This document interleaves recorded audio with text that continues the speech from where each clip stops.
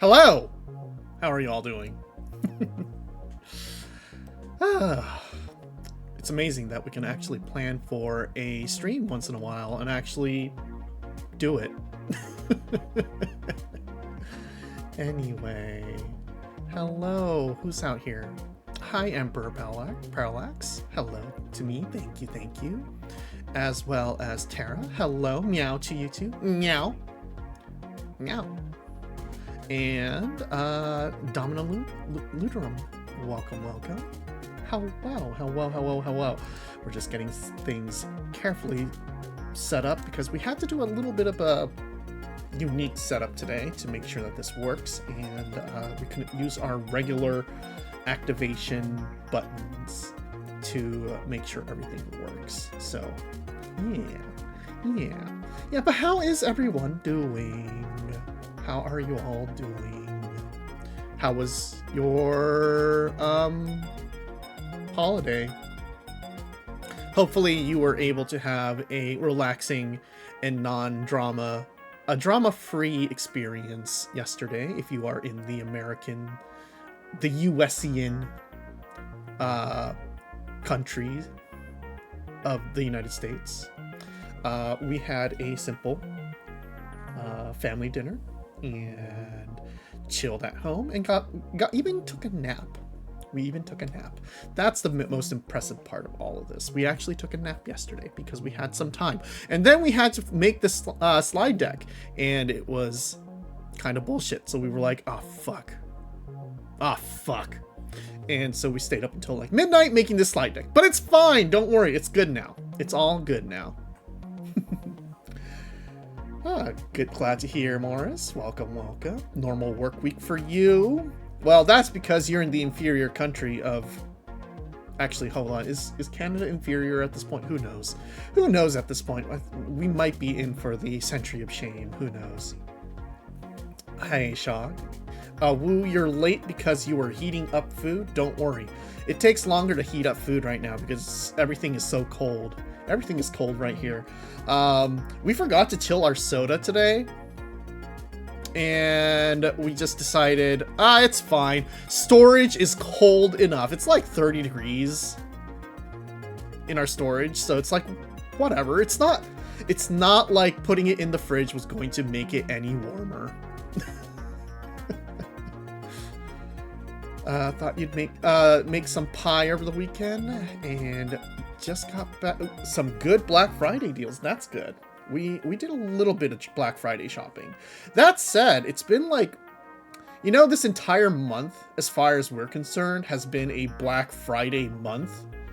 As far, like, all the marketing has just constantly been, hey, it's November now. You should think about shopping. And we're like, shut up. We don't care. And everyone's like, oh, you should, it's Black Friday month now.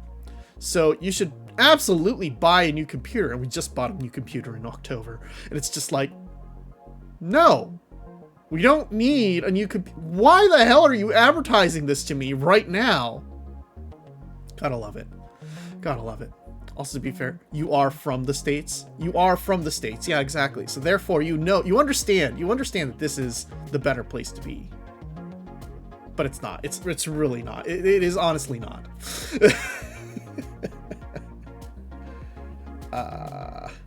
Storage is cold storage by default. This whole month is now a marketing nightmare. Yeah, honestly, it is. It is nonstop. And honestly, we're just kind of at that point where we're just like, why? Why would we want to do this? Why would you want to subject... There is such a thing as, attrition and oversaturation. We have no interest in shopping anymore. We have become communist. That's, for the sake of clarity, that is a joke. We're still a capitalist. But, we feel like there should be moderation to ensure that the masses who are consuming feel welcome to consume rather than forced to consume to exist and persist in a capitalist society. I will. Get your stuff tomorrow? That's good. Hey, Tomato Legobus.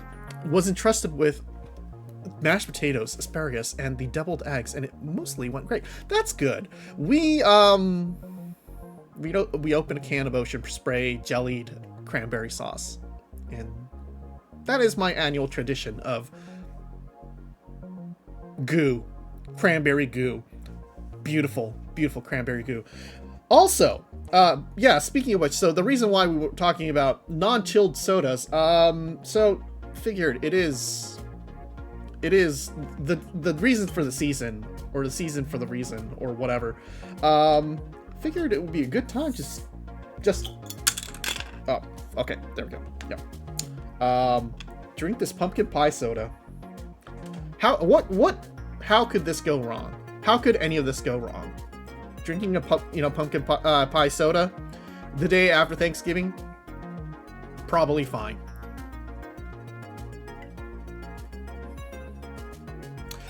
It's just a cinnamon soda. It's fine. This one's fine. Honestly, out of all the cursed sodas, this is probably the least cursed and most sensible soda. So folks, if you ever have to drink a pumpkin pie soda, just drink it. It's nothing scary. Okay, moving on. You had to buy flea meds before Black Friday anything, and still can't do that. Oh no. Oh great, baby food soda. Mm-hmm. Most least cursed, sensible, rave reviews. Yes, exactly. That's all you want when you're drinking a Lester's Fixins. Y'all get your Fixin soda. Not that cursed. Acceptable is perhaps all you can wish for, and all you should strive for. Hello, Nakara. Thank you so much for the follow. I should drink more cursed sodas if it's going to get me more follows. You should heat your soda up a bit and to have the authentic pie experience. Here's the thing.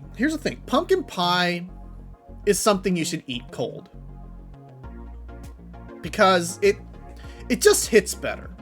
Warm pumpkin pie just feels it's just cinnamon. It's just cinnamon, you know?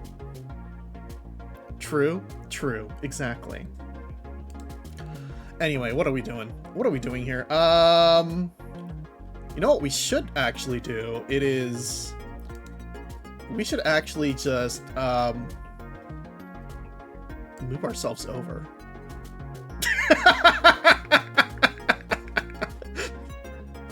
or maybe just set ourselves up in the regular position. Yeah, no, you have to understand, we were waiting to reveal this. We made this graphic yesterday. Duplication jutsu, exactly. Cold and over the sink, exactly. You understand. There's nothing enjoyable about pumpkin pie, to be honest.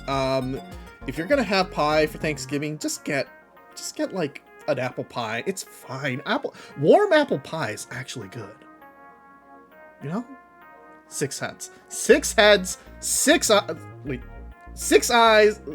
12 eyes. We can do math. 12 arms. It's fine. Banana pie is really good. Banana cream pie with like some fresh whipped cream on top. Yeah, no. Okay. Well, yeah, pumpkin pie in moderation's okay. Chocolate custard with meringue. Okay, that's fair. You know, all pies are generally okay. Generally good. They're pretty good. Just gotta practice moderation, you know? Because that's the important part. Yeah. Banana cream is undefeated. Yeah, exactly. That is our go-to pie. That is what we always eat. We go to our local pie shop and we're like, banana cream, please. Maybe key lime. See, here's the thing about key lime pies. We just had a key lime pie. Well, maybe, honestly, it was a little bit earlier in the month, but it was right before we left. It was right before we left for the Palm Springs. We enjoyed ourselves. Is it a key lime pie? Honestly, is it really a key lime pie? I don't fucking know. But, we got ourselves the, Oh god, it's huge. No one needs to see it that huge. We got ourselves the Baja Blast key lime pie. Did you know? Okay, so did you know this thing has dropped off the cultural radar already? It was just this month. It was just this month, and no one really remembers it anymore. It was a meme for like a full 3 days, and then it disappeared. No one cares about it because it's not that good. And it's also $20. Like, if it was good and $20, okay. If it was bad and like $5, sure. But it was bad, and it was also $20. There is no saving this product. And I think it was very smart of them to make the expiration date. Like, they put enough preservatives and sugar in this thing that it's gonna be okay. It's gonna be okay until like June of next year. Obviously means that this thing is gonna be sitting in some Taco Bell freezer for the next several months. And somebody's gonna remember, oh yeah, one of these things is still here. Want to try it? And like some YouTuber's gonna buy it like next year in March and be like, oh yeah, this shit is rancid.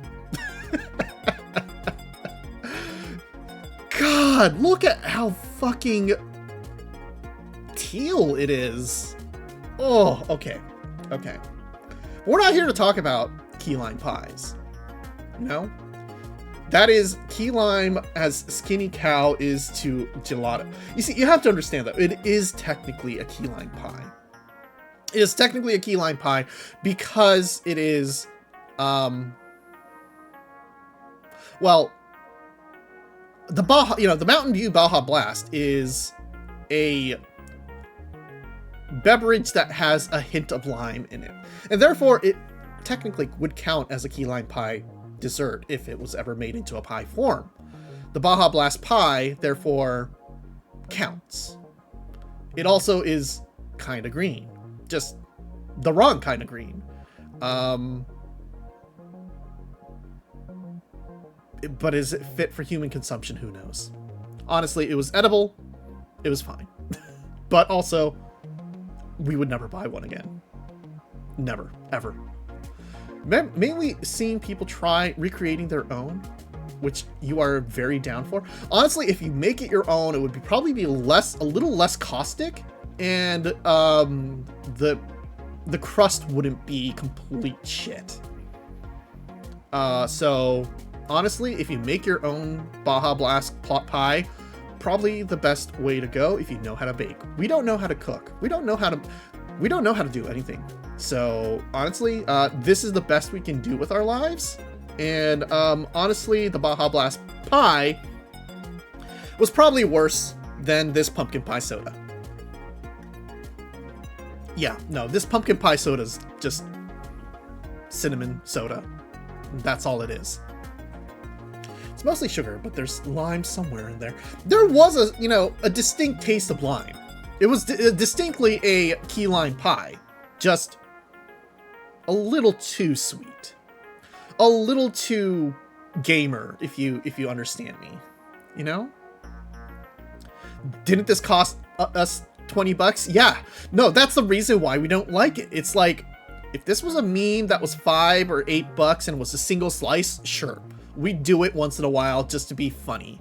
But $20 is a commitment. $20 means that you're not the only.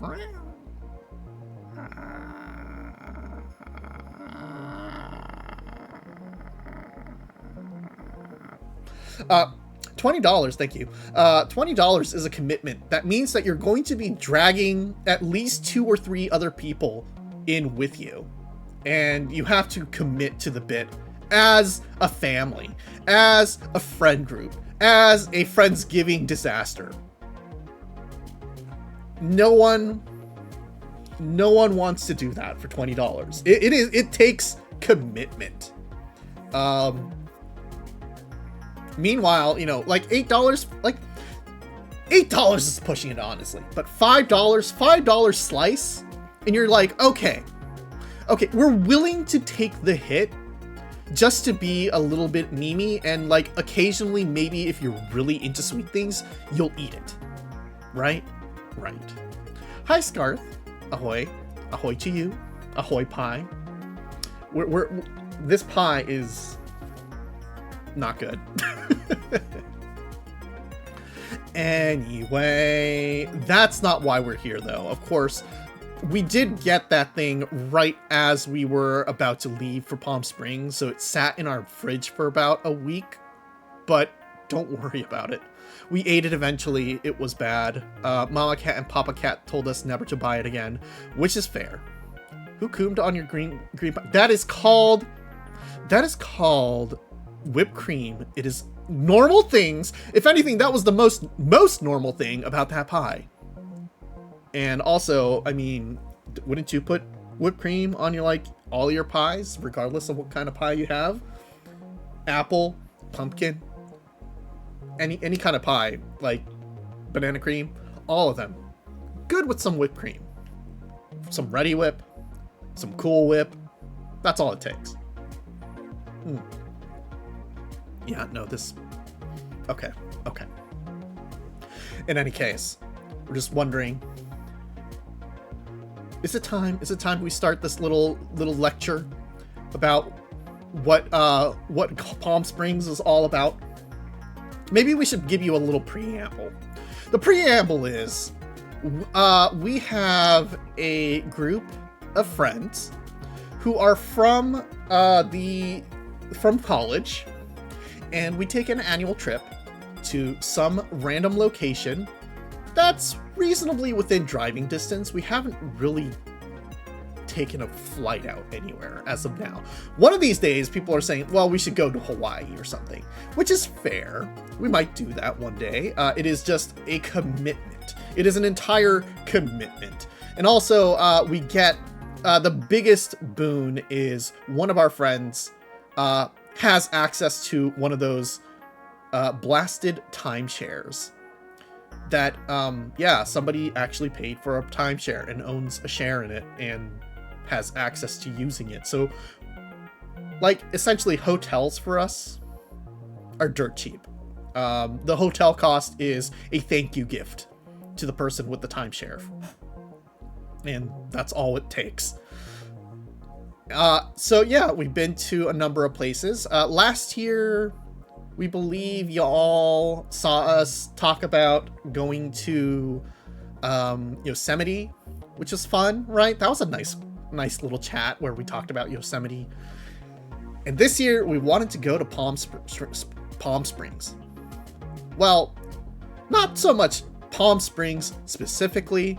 We wanted to go see the Joshua trees. And if you've ever seen a Joshua tree, they're basically cacti that look a little fucked up and look like a tree. Or actually, no. They're like a palm tree that looks a little fucked up. That's probably the way to put it. Very, very cool trees, honestly. And so we decided to do that. You listen to Joshua Tree. Does that count? Listening and looking are two different types of senses. The only other type of Joshua Tree that you might want, we might accept is eating and smelling Joshua trees, which is still not quite right. Touching a Joshua tree, if you're touching it, honestly, you probably are seeing it. And yeah. But no, it doesn't quite count. You knew you two wouldn't know anything about them. They're from the UK. Well, they could have flown out. Who knows? There's photos. There's photos on the internet. I'm sure people knew about it. Anyway, yeah. So we went to Palm Springs, which has been basically a resort town for the past 7 to 8 decades or something. It's a nice place. And we learned all about it. We experienced the local life and culture and came home. It took us 10 hours to drive there and 10 hours to get back. So how did that go? How did that all go? Well, let me tell you about something. The first thing is that we built a computer. You see that big computer in the back there? That's our new computer. It wasn't working. It wasn't posting. We don't actually understand what posting is. So that's one thing to keep in mind, that we are not a very computer literate cat. And people are like, well, is it posting? And we're like, the lights are on, so I guess. It's like, oh, good, it's posting. And I'm like, yeah. We're like, yeah, it's posting. It's posting. It's like, we're glad to see it's posting. It's like, great, this is posting. I don't know what posting does, but okay. It wasn't posting, folks. Chat, it was not posting. Chat, nothing was posting about this new computer. It was just, the lights were on and nobody was home. We actually watched a online tutorial about how to fix a computer when it's a blank screen, and we learned a little bit, but we still didn't understand what posting was. It was not doing the Here's the thing. Here's the other funny thing about modern computers. In an effort to save money, they have gotten rid of almost every single error code beep and light. There are no LEDs on this motherboard. There are no beeps. There is no what do you call it? There is no onboard soundboard. This thing is silent. So if something breaks, you know where you gotta go? You know what you gotta look at? You gotta look at the power button. You gotta look at the power button to see how it's flashing. That is the only indicator of what's wrong with this motherboard. Yeah. No, it's fucking Asus. Perhaps something to keep in mind for the future, and perhaps the reason why this thing was the cheapest 650E, B650E Wi-Fi gamer subs model of whatever this is. Honestly, we bought it because it was white. We wanted to match our white case. And that's the only reason why we bought this motherboard, not for any other functional and sensible approach. We just wanted a white motherboard. Yeah. I like that your other PC looks like a pink toaster oven. Yes. Yeah, see, my InWin is built correctly.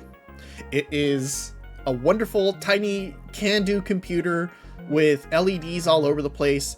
It has easy access into the bay. It is tiny and therefore impossible to do surgery on. But, you know, when we built it, we had a friend who works in the tech industry and is capable of building computers and is smart and pretty and hot, and we miss her. Why did she move to Seattle? Why are all my girlfriends in Seattle? I don't know. But anyway, they built me this computer, and we were like, hell yeah, we're good to go. Right.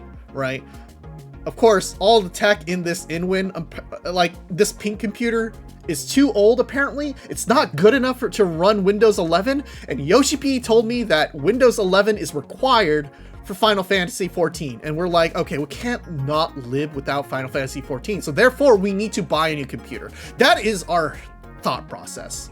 Because Seattle is neat. It is neat.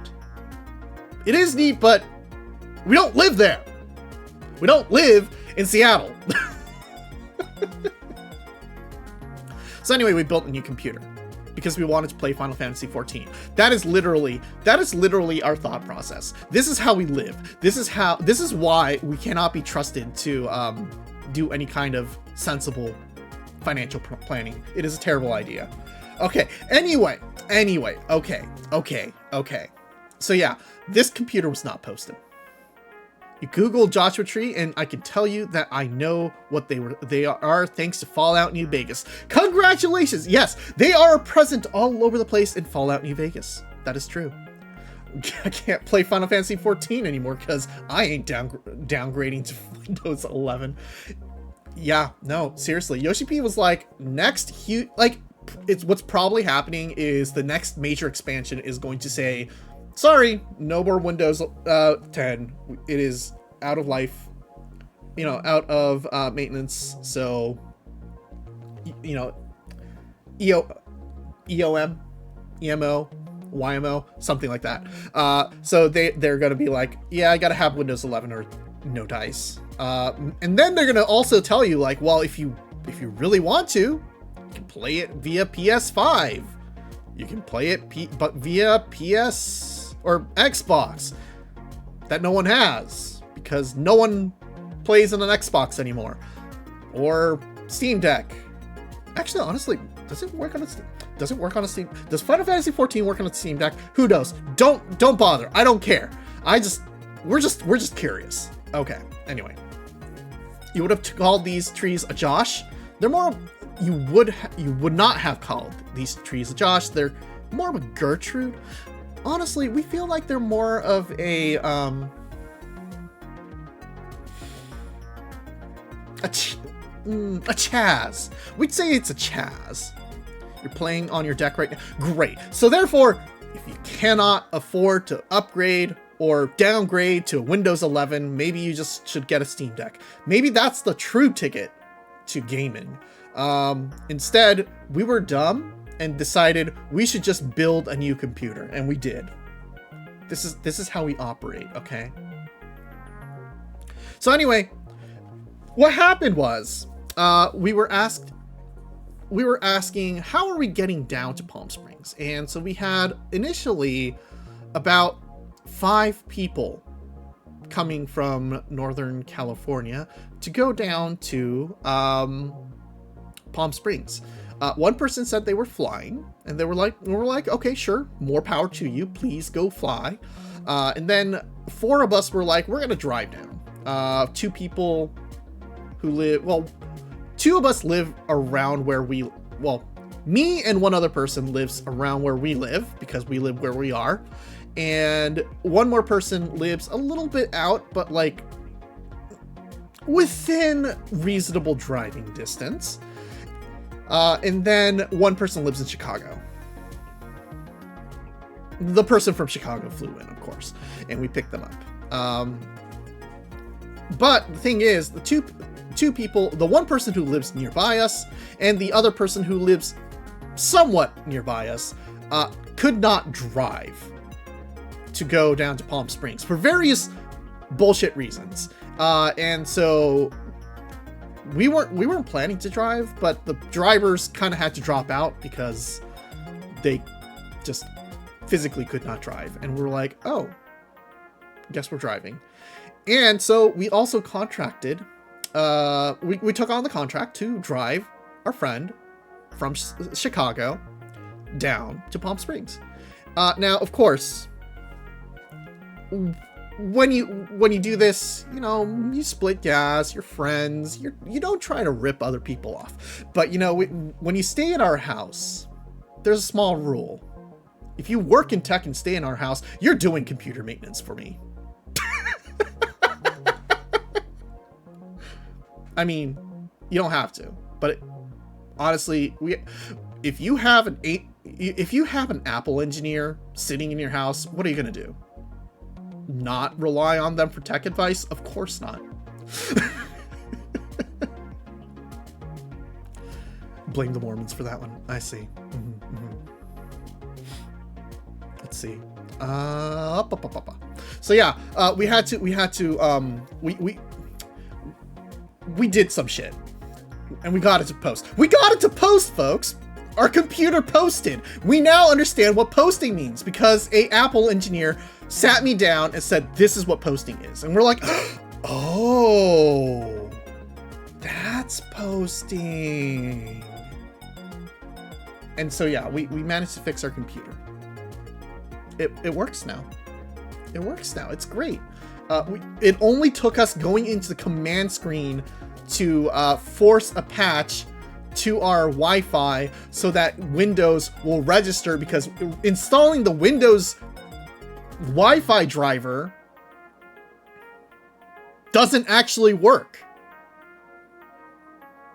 You have to understand, we went through the trouble of downloading the specific driver for the Wi-Fi to our motherboard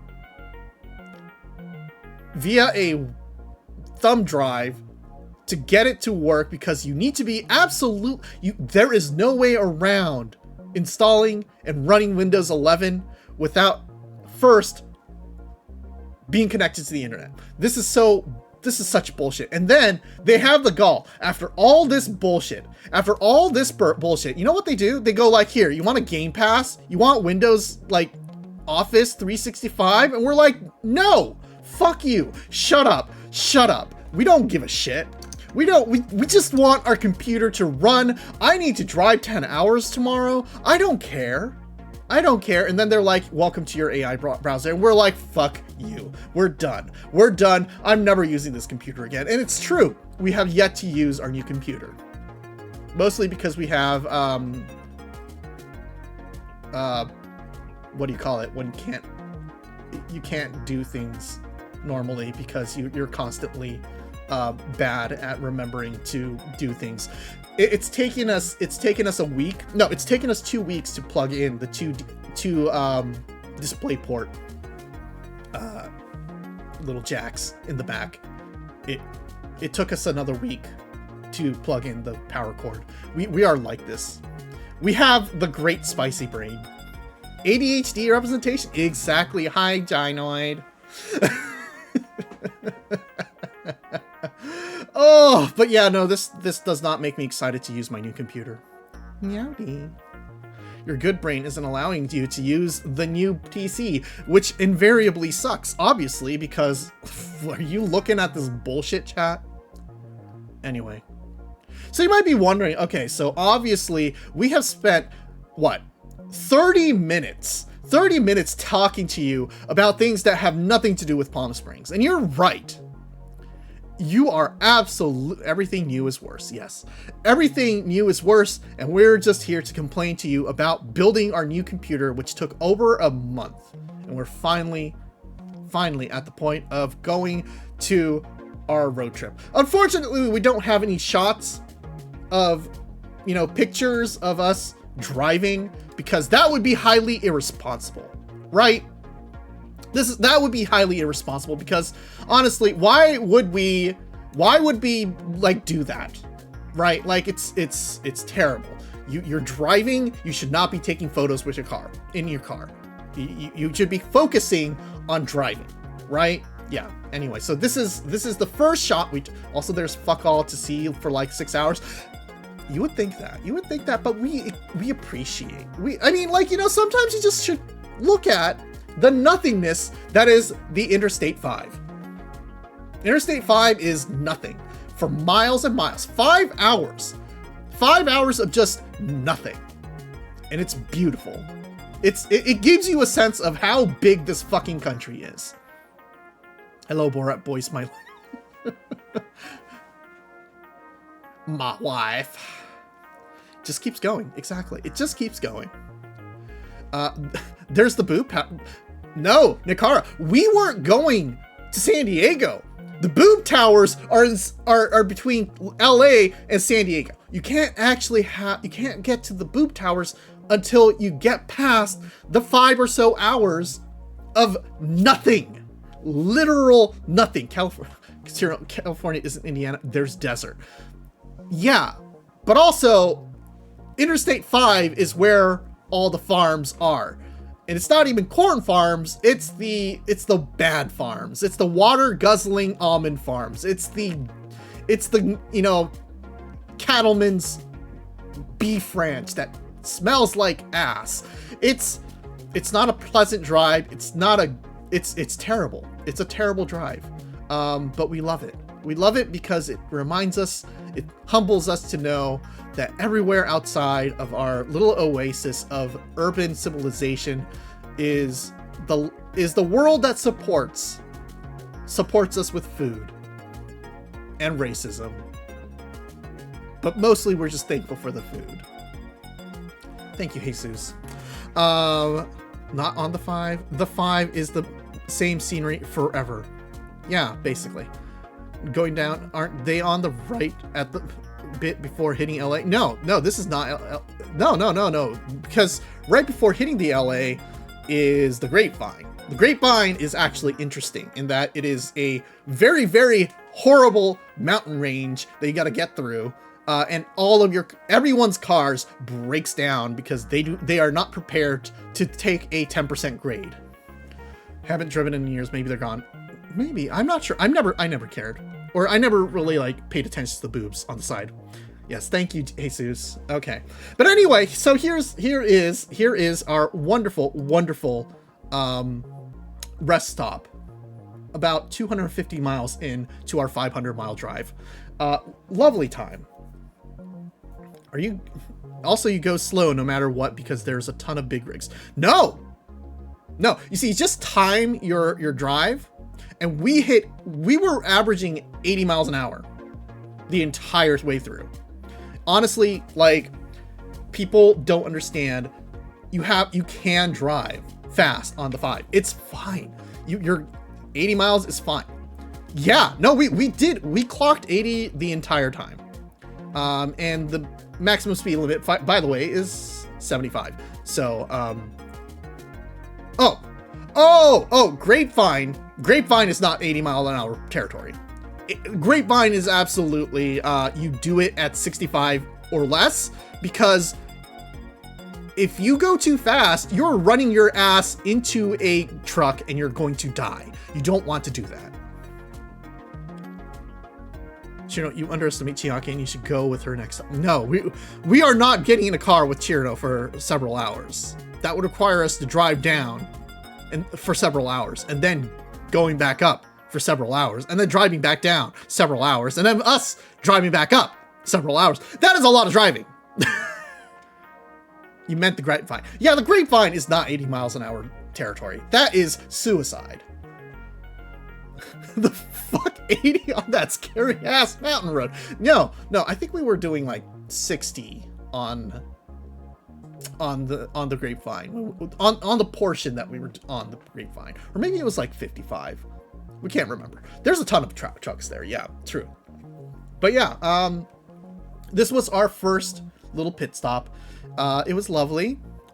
We went here and, you know, had ourselves a little rest in the pet area.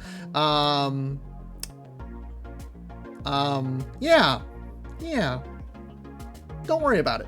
And then you can always know, right?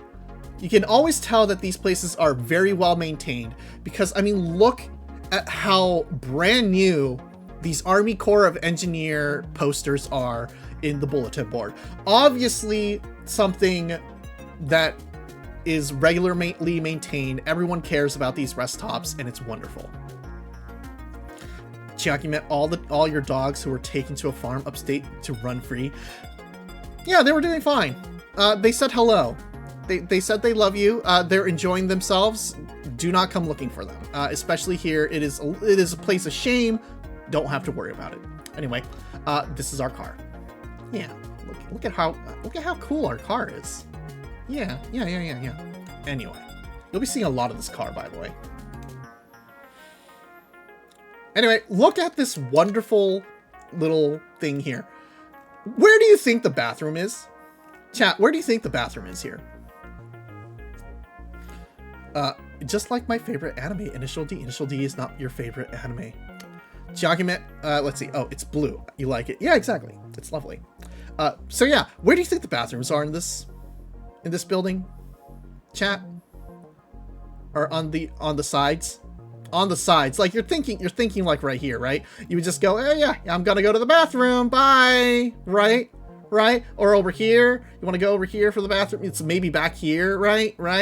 Because obviously, like, this is, you know, right? Bathroom jail. You go in here. Yeah. Okay, you know what?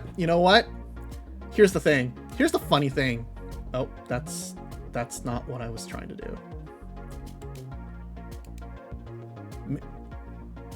It is to the side.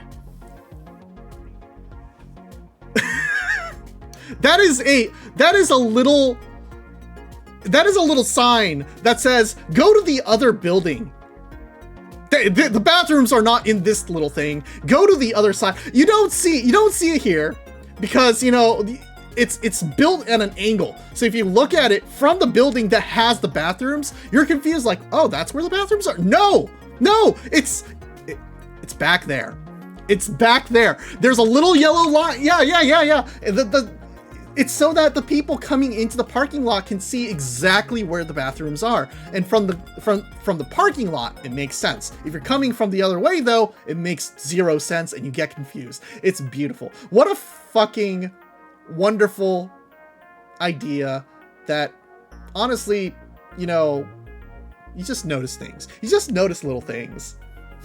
They made a funny little joke where if you're really in, you know, if you really gotta go and you make a mistake, you could end up fucking yourself. But it's funny. Don't worry about it.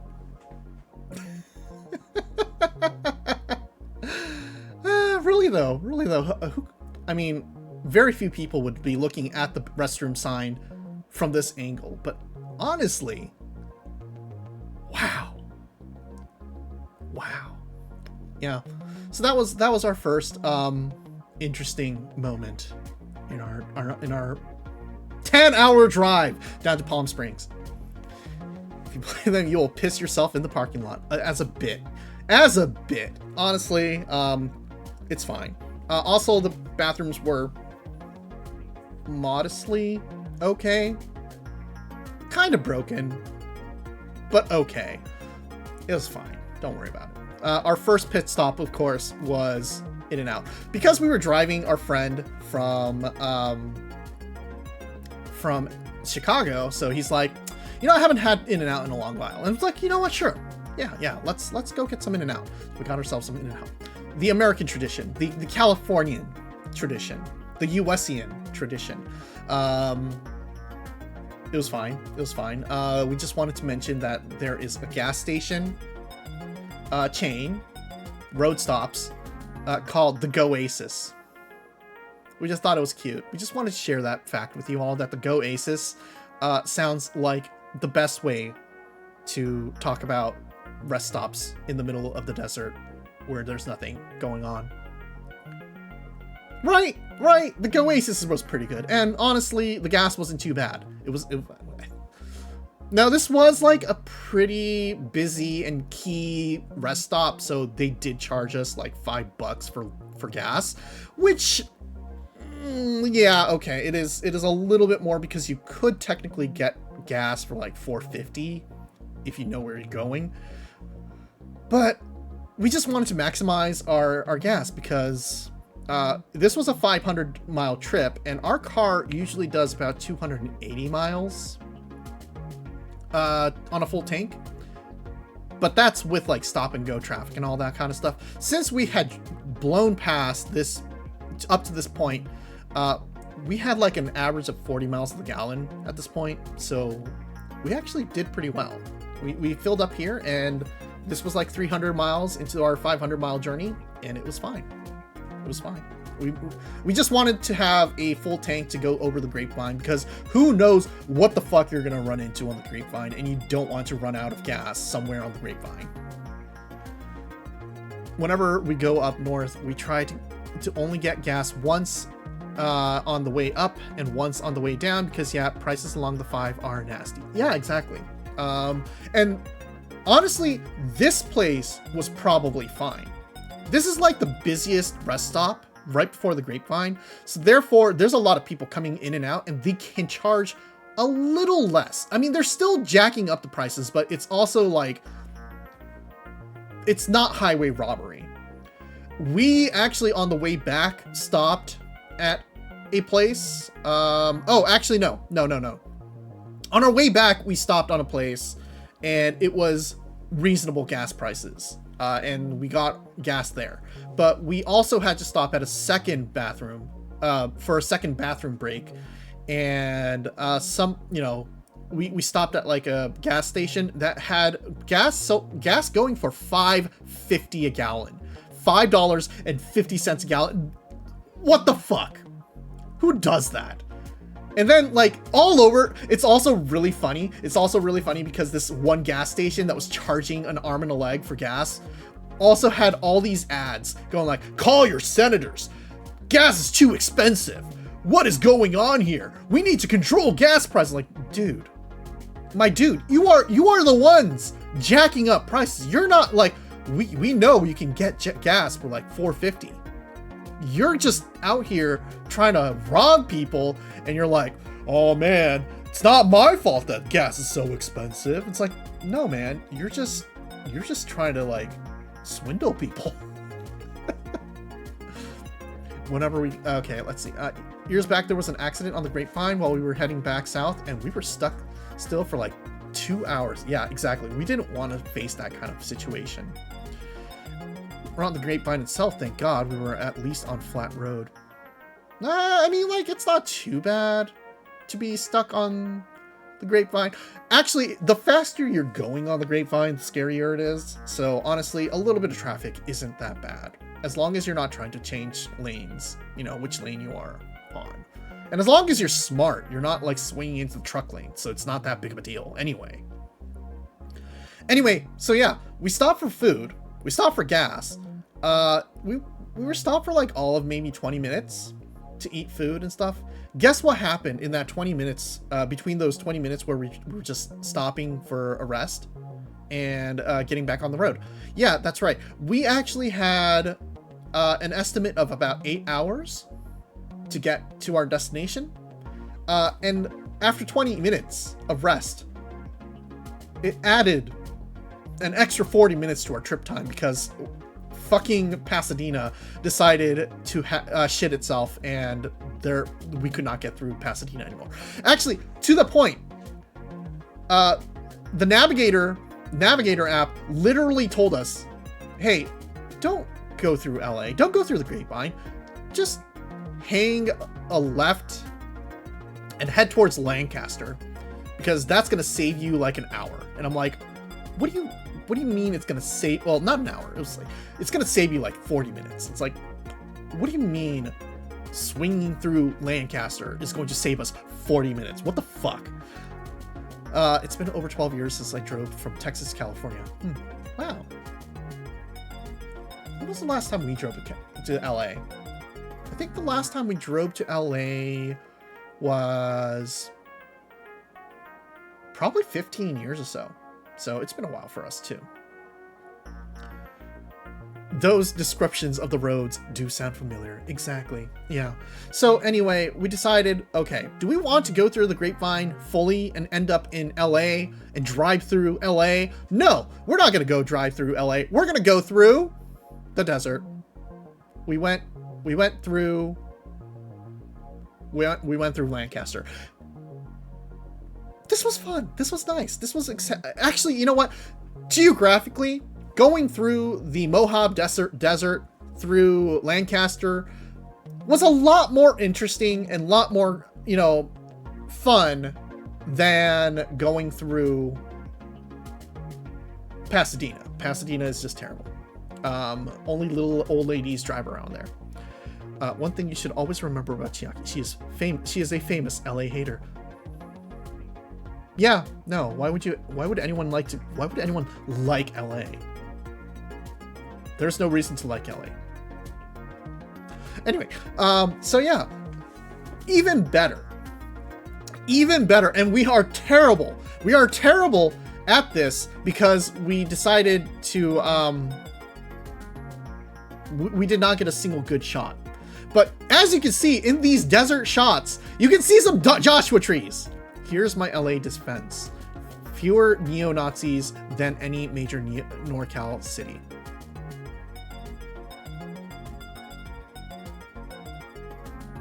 You're right. You're right. But also, which sheriff is running for governor who is a neo-Nazi? Where is he from? Yeah, that's right. Anyway.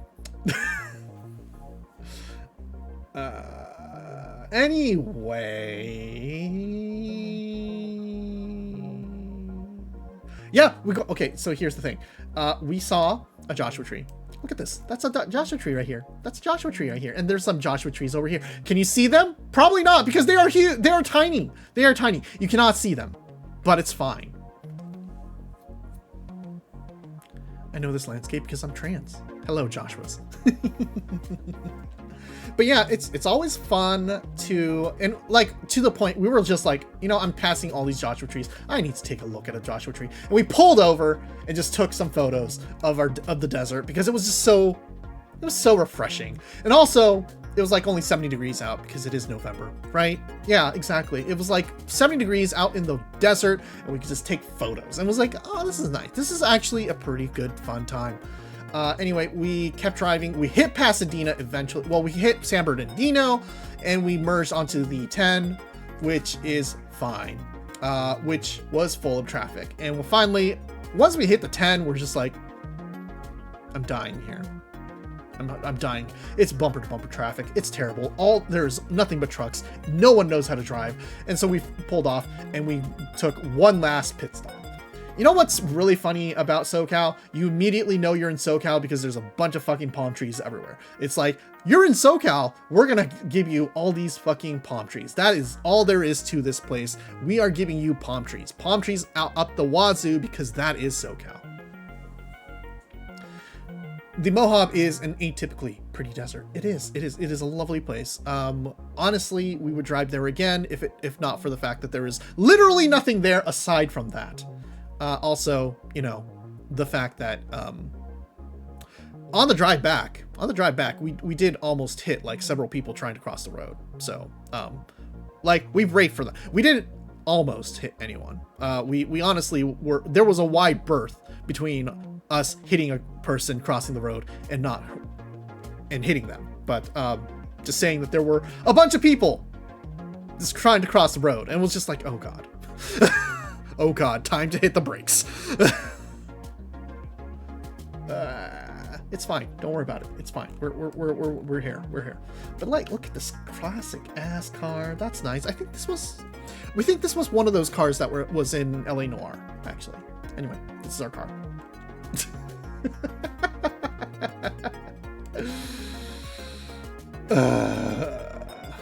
Anyway, we made it to our resort.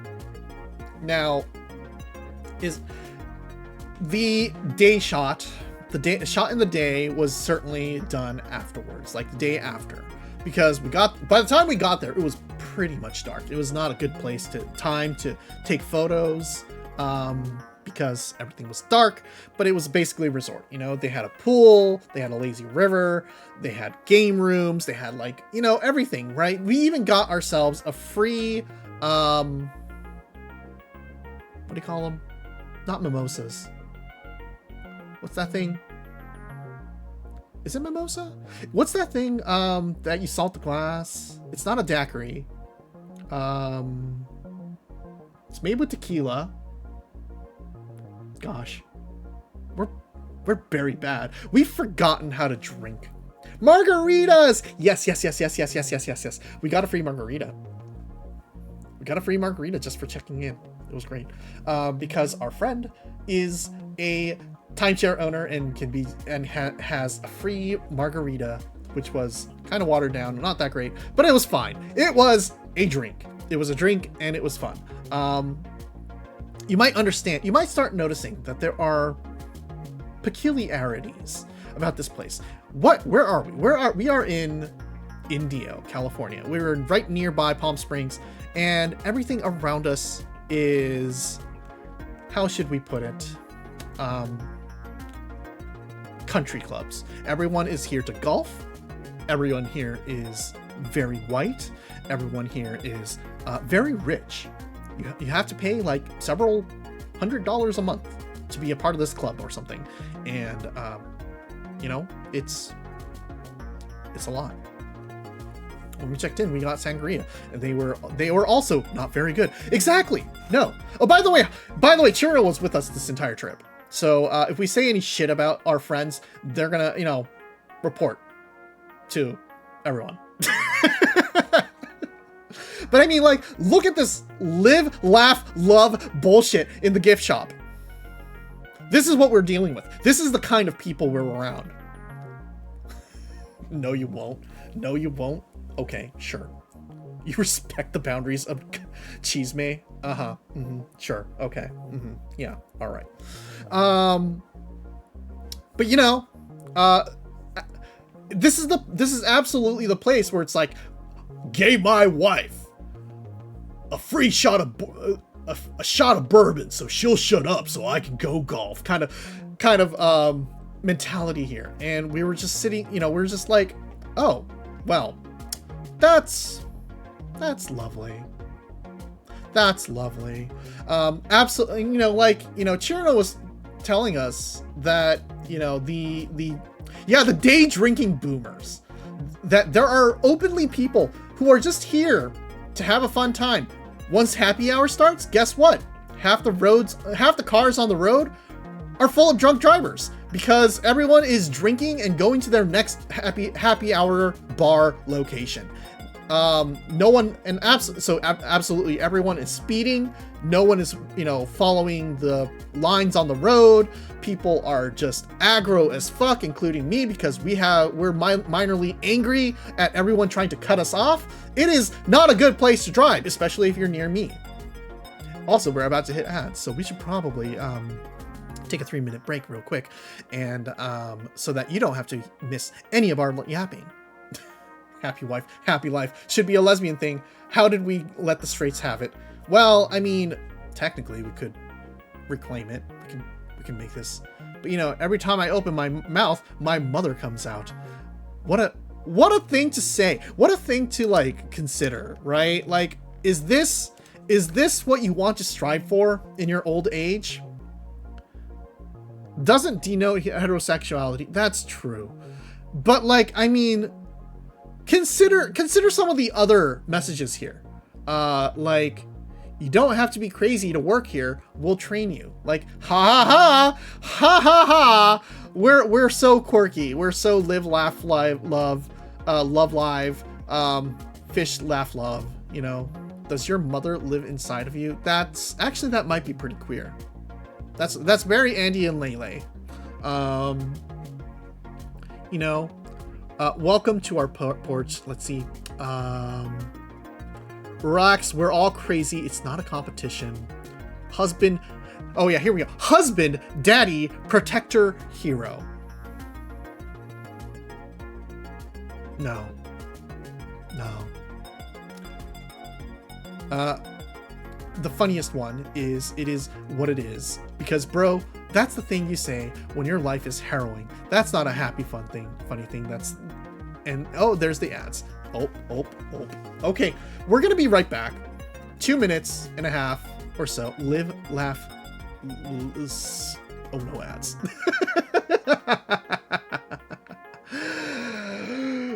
We'll be right back.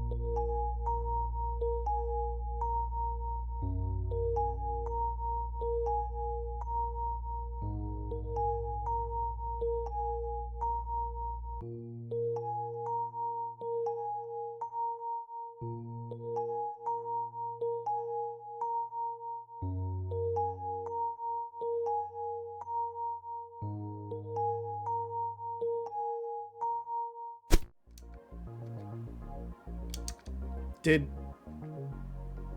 everyone back? Are we good? Are we good? Are we good? Okay. Welcome back from ads, everybody. Hello. How was your advertising? Hopefully the commercialism today was not that bad. You're back. Hello, huzzah. Hello, huzzah to you as well. Anyway, okay, so here's the funny story about us going and experiencing our first night at a resort, at a literal resort full of people who probably make about 10 times as much as we do. You exist. Wonderful. We're glad that you exist. So we're checking out the store, the resort store, and they have like a little mini market where you can buy whatever you want. And well, not whatever you want, but you know, they have little gifts, they have little things, and you know, they also have food. They have food. Also, this is like, okay, so this is a timeshare place, so everyone has a kitchenette, right? You don't just have a hotel room, you have a kitchenette, you can cook for yourself. It is basically little mini apartments all over the place. And that's fine. That's cool. That's great. That's nice, right? Yeah, fine. They have food for sale at the little market, and it's not jacked up. The prices aren't jacked up at the market. Usually when you go to like a resort or a hotel, you're like, oh, can I buy some a bottle of milk or something? And they'll be like, yeah, sure. It'll be like $7 because we can charge whatever we want, because you're obviously desperate enough to pay for these prices. And we're like, no, why would you do that? That's terrible. Why would you charge that much money? No. They had like a dozen eggs for like $7.99. It's like, that's normal pricing. What the fuck? What do you mean you can get eggs for $7.99? What the fuck? At a resort? They don't care. They make enough money. They don't want to jack up the prices for you. They are being incredibly fair in this capitalist society. That's insane. That's amazing. What the fuck? How does that even happen? And then we really find out that we're in absolutely rich, bougie ass boomer heaven, because we're just looking through this store, and this lady, that's unexpectedly nice. I know, right? It's like, oh, we're in that rich area. Like we're in the realm of rich people area where people are like, we're gonna be fair about this because, you know, we still have respect for our customers. And so, of course, you know, we're looking through the stuff. And this lady, and we're like standing kind of close to the counter, but we're not behind the counter, right? We're like nearby the counter looking at the price of cereal and just going like, holy shit, this cereal is normally priced. This cereal isn't $10. It is like $4. What the hell? And this lady comes up and says, excuse me. And we're like, yeah. It's like, do you know how much this costs? And we're like looking over at her and we're like, no. She's like, oh, sorry, do you not work here? And we're like, we're in t-shirts and jeans. We are not in any kind of uniform. But the only thing is, yeah, we are Asian, and she's incredibly white and old, so maybe she thought we were the help? Because obviously, you know, why would somebody not white be a customer here? Yeah, that's what literally happened. And then one of our friends who is white stepped in and was like, what the fuck? And she's like, you are of the worker races. Yes, exactly. And we were like, excuse me, what the fuck are you saying? And she's just kind of like, oh, sorry, I thought you were part of the help, bye. And just kind of walks away. And was like, okay, we're in that kind of place. We're in that kind of place with day drinking, drunk driving, and racist as fuck boomers. Got it. Okay. And that kind of set the tone for us, honestly.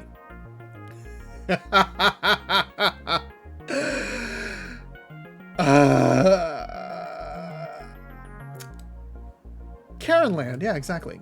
Anyway, so this was our room. You can see we really liked our room because it came with this photo of 2 lesbian tennis players. Honestly, that's fine. And look at this. Look at this. Well, I mean, okay.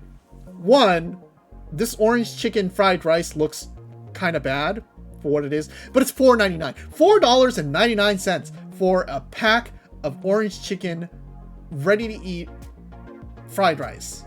Little much, but honestly, that's so cheap. That's so cheap at a resort. What the fuck? What the fuck? Anyway, yeah.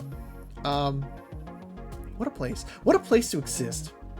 What a place to exist. We were having a existential crisis just by existing in this region of the world. That's pretty all right. Right? It's okay. Is it, would we pay $40.99 for this? Probably not. We're honestly not that impressed. We were probably, if we're out on a vacation, we're not gonna buy a $5 fried rice and be like, yeah, this is what we want. No, we're gonna go out. We're gonna eat something nice. But we had the option. We had the option to be budgetarily conscious. This place is sending me mixed messages. Yeah, well, don't worry. It's just like this rattlesnake going like, oh yeah, just send me more tourists. It's fine. Don't worry about it. He looks so happy.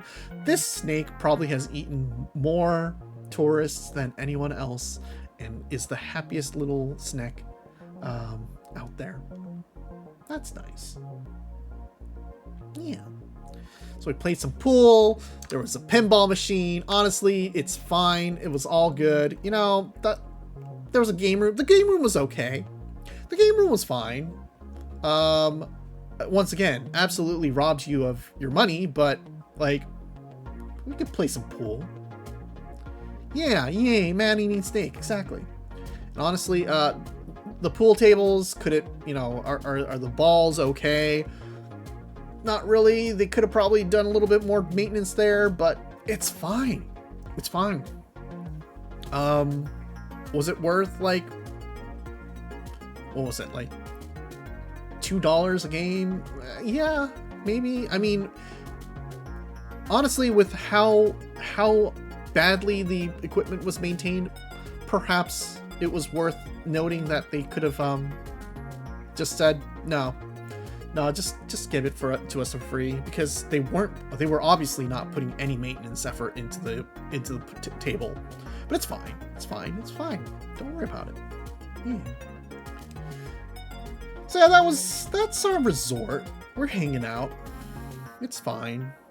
Our crew joined us gradually. Our friend from like an hour away from us flew down and in the night. Chirno and their driver came a little later after we arrived because they were stuck in traffic like us. And yeah, the gang got together. We were having fun. It's nice. So this was a trip to go to the Joshua trees, right? But first, this. So we were like, okay, one, we could not get Wi-Fi in our rooms.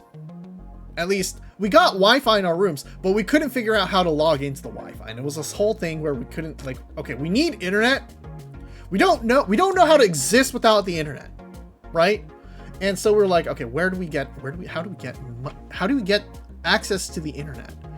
And we were holding for dear life because there was no cell signal. We had like 2 bars. We had like 1 or 2 bars on our 5G.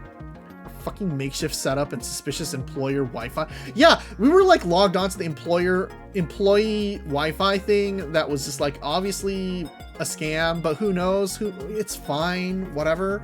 And then we were also like tethering off of each other's phones because we didn't have enough access codes. It was a mess. But that's what you kind of expect when you're in any kind of situation where they're trying to nickel and dime you anyway. So we're like, okay, whatever. Whatever. It's fine. It's fine. But we were like, okay, first night here, where are we going? What are we eating for dinner? This is our only thing that's really important here. What are we eating for dinner? And like, we look it up. First thing that we see nearby, Dino Restaurant. Who knows what it is? We don't know what Dino Restaurant is. Is it about dinosaurs? But it's like Mexican. Is it Dino's Restaurant? Who knows? We don't care. It has a nice enough, you know, ratings. It's fine. And so we go there. It's like, it's attached to like a gas station garage, but don't worry about it. It's fine. It's fine. Why is Dino serving Mexican? It's fine. Don't worry. Or fucking makeshift. Let's see. It was super highly rated. Yeah. Super highly rated Mexican restaurant in SoCal. So we're like, you know what? Honestly, sure. Fine. Let's go. Let's go. Let's give it a try. Let's give it the old college try. And, as we get there,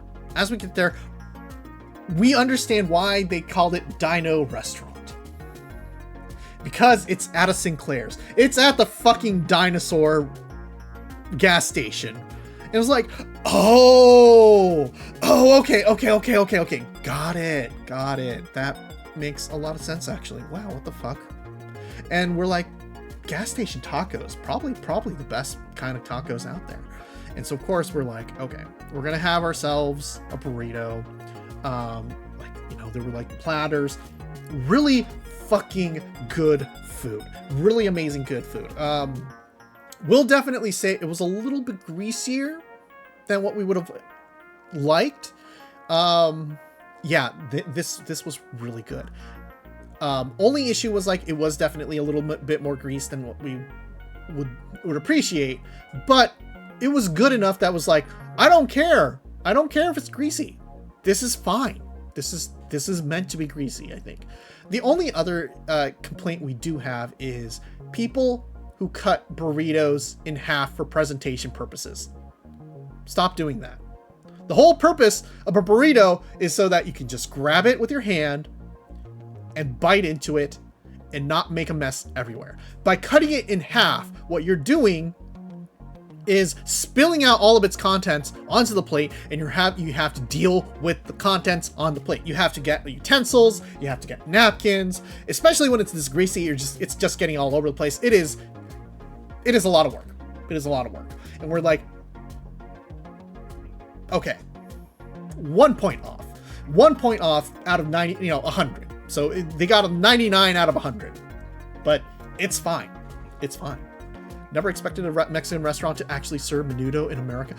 No, there's a few good places that do menudo, especially up here. There's a number of places that do menudo, and we're like, honestly, we were looking at the menudo and we're like, okay, do we want menudo? Menudo sounds pretty good, but then we're like, but burrito. We like burritos. We'll go for the burrito. So we got a carnitas burrito. It was like, oh man, we want to go drive back down 10 hours to go to Dino's restaurant one more time, because honestly, it was that good. This was probably the best food this trip. Burbank area has banging menudo spots. Oh yes. It's not let's blah, blah, blah, blah, blah. It was super greasy, but also it's super blue collar. So what do you expect? I guess, but I mean, like, even like super blue collar doesn't have to be that greasy, you know? It's not uncommon at all in SoCal, at least. Probably likewise not too uncommon along the southwestern states. Yeah, like we know a few places with good menudo. Honestly, kind of want to. You know what we're gonna probably have for dinner tonight? We're gonna try to convince Mama Cat to take us to our local Mexican spot, and we're gonna try to convince ourselves to get some menudo. We want menudo. It's cold. We want menudo. Okay. Anyway. Yeah, that burrito's damn loaded. It was spilling out. The grease, the rice, the meat, it was just spilling out all over the place. It was impossible to eat. It was delicious. 10 out of 10. Minus 1 point. Well, 100 out of 10, minus 1 point. 100, yeah, it is 100 out of 10. It was just that good. Like a new joke. Of course, it had a lot of grease. It was a restaurant for car mechanics. Thank you, Cherno. My favorite place has it weekends only. I need to. Oh, maybe we should check. They probably have it every day. I hope they have it every day. That would be very sad if they had it didn't have it today. Oh, incredible joke. I'm glad that you like it, Tara. Tara, go be friends, I guess. And also, most importantly, what's a dino restaurant without dino nuggets?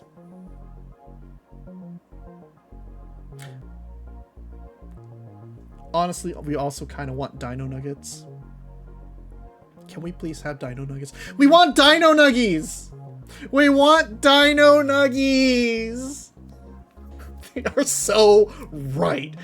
It's like nothing but Mexican food, but then they're like dino nuggets. Just for the kids menu, we're gonna give you dino nuggets. And we're like, oh, that's so good! You understand! Also, if you think about it, look at this fucking gas. It is $4.39 for gas. That's how cheap gas is right now. Some places go like $5.50. I'm like, what the fuck's wrong with you? That's a Mexican classic.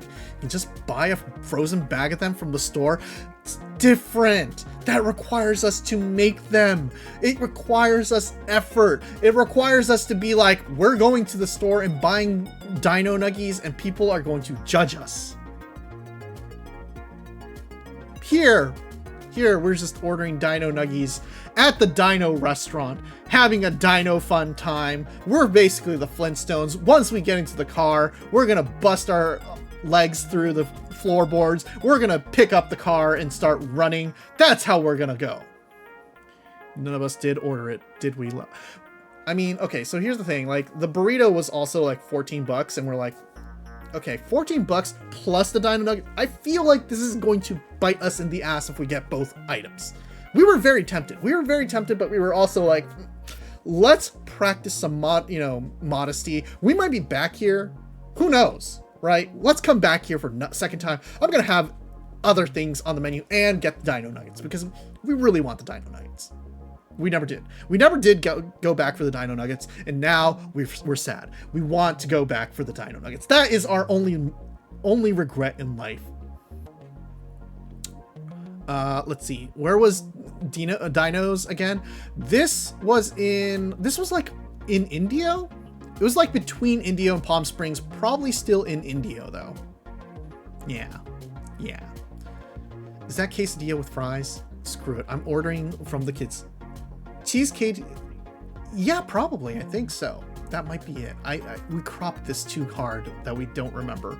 But cheese quesadilla with fries. That also sounds really good, actually.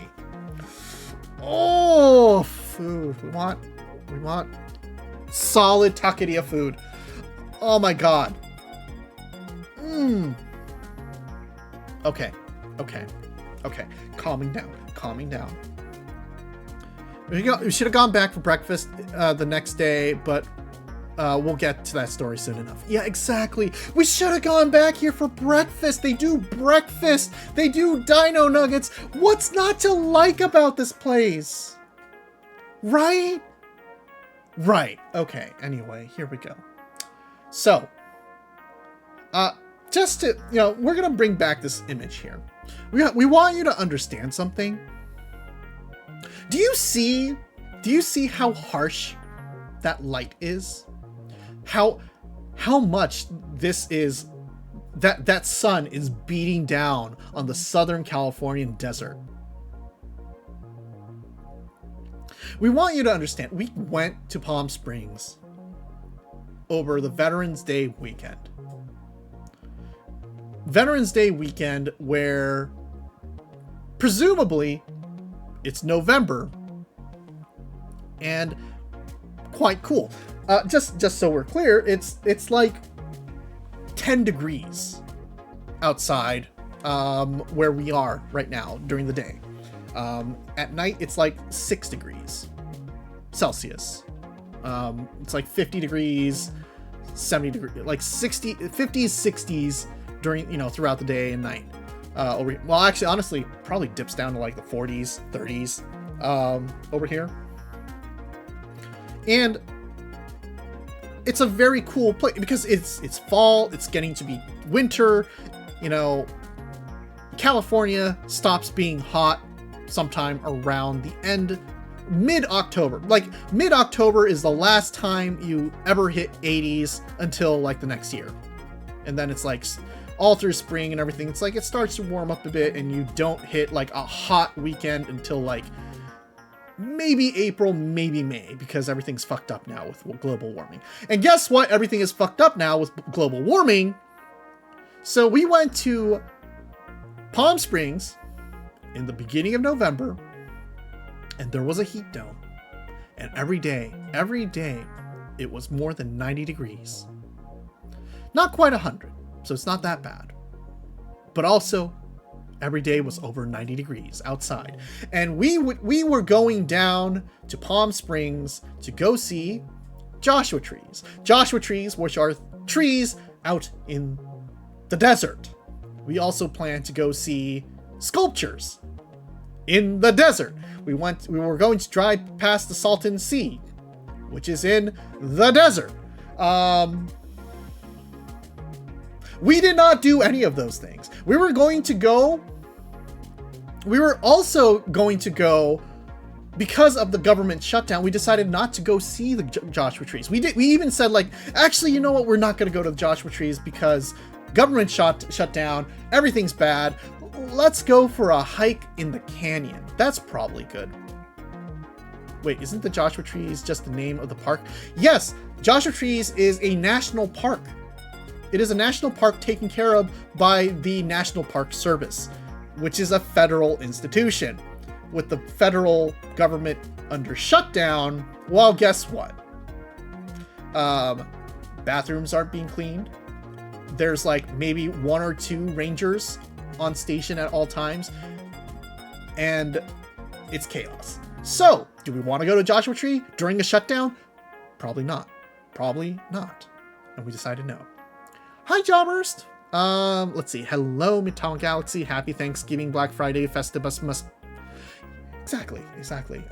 Happy Capitalism Day to all of you. Right. They hid the trees away. Well, they didn't hide the trees away, but we also didn't want to drive down to a place where there was like no maintenance being done, and if anything went wrong, we'd be fucked. And we decided, hey, let's do a hike in a canyon. But then we looked at the weather, and it's like 95 degrees out, and we're like, let's not do a hike. Let's not go out to the desert. That is a terrible idea. You know? That is a horrible, terrible idea. Let us never do that. And so we decided to come up with other plans. But yeah, look at this harsh. Oh my god, it is so hot. It was so hot. It was just boiling. Anyway. This is the morning of the first. Let's stay inside in the AC. Exactly. It was bearable in the mornings. The mornings, it was like maybe about 80 degrees, 80 something or other degrees. Anyway, so we decided, where are we going to go for lunch or breakfast, right? First day's breakfast, we were like, yeah, all right. Our friend looked it up, found like the highest rated bakery in the area that was like within easy driving distance. And we found this, fun little bakery. 5 stars, voted #1 restaurant in America for Yelp in 2018. Right? Established 1994. It has history. It has accolades.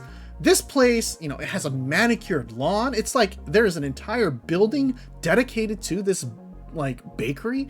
Holy shit. I think this place, it knows what they're doing, right? Look at this. It all began with a dream to bring food and love to our community. From our family to yours. Welcome. Like, oh man, this place sounds good. This place sounds real good. Okay, so we all get in the cars and we go drive over. We drive over and we're like, all right, here, what do we get? So we got ourselves a lemon bar and a latte. And we're like, oh yeah, hell yeah, hell yeah.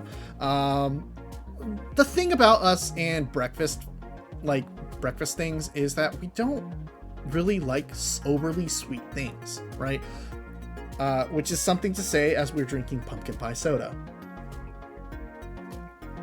Oh, that's so sweet. Okay. But, you know, we were like, okay, everything here is doused in sugar. And Chirno, shut up. We're here like thinking, okay, what do we want? Well, a latte. It's morning. Let's just get a latte. That's a nice latte. That's normal. That's good to get. We're like looking at all the things, and it's just like, oh, they got baklava. They got like a giant cookie. You know, they have like these pound cakes, and we're like, all of this sounds incredibly sweet. Do they not have like a croissant? A regular croissant? Do they not have like, I don't know, like anything that is not loaded with sugar? No.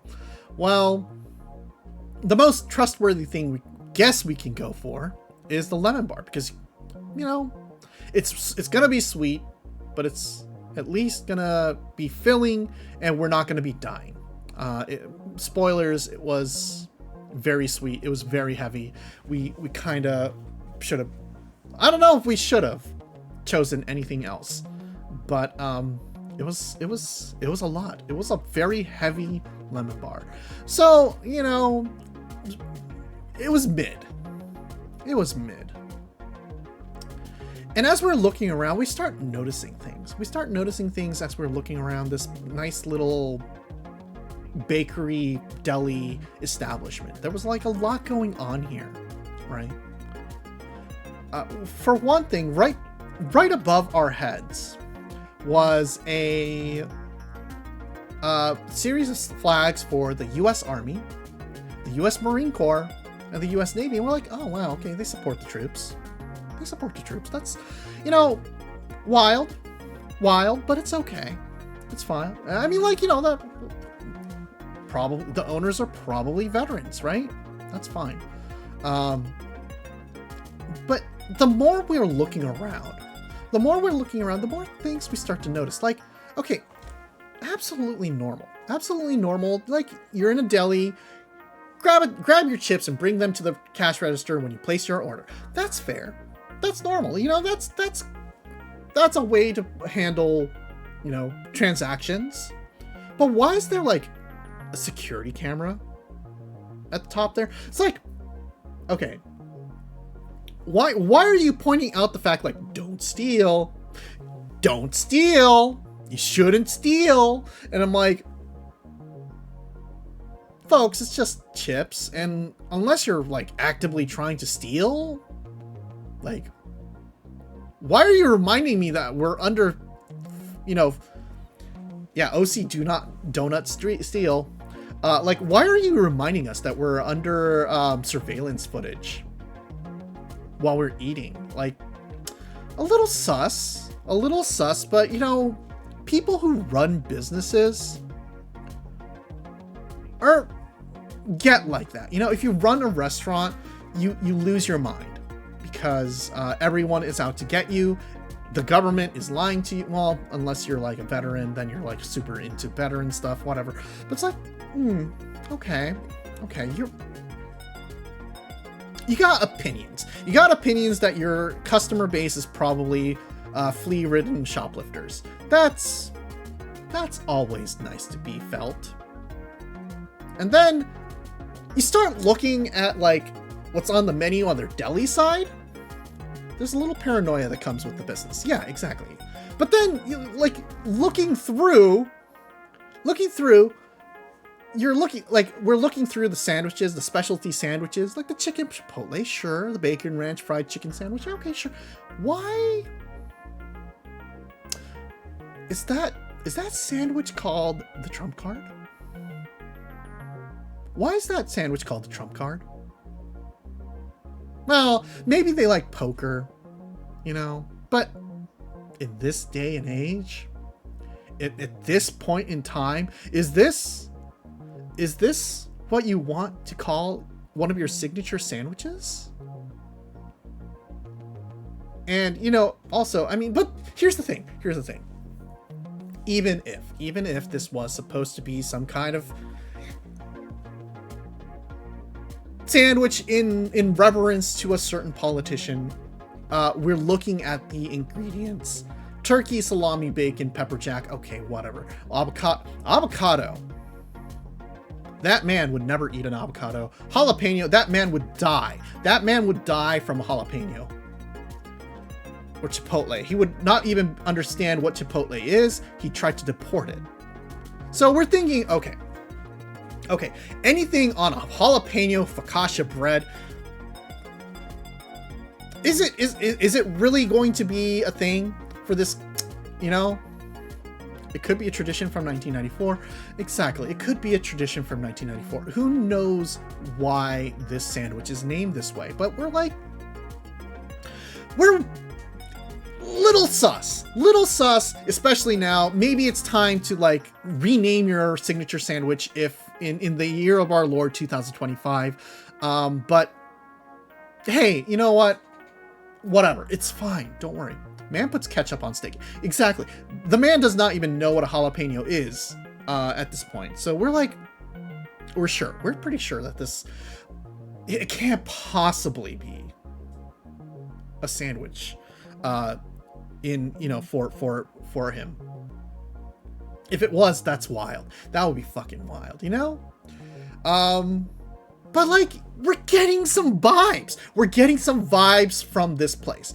Also if you notice here, you might like see here this paper cup here. This paper cup, and just to say, this was voted the best American restaurant in 2018.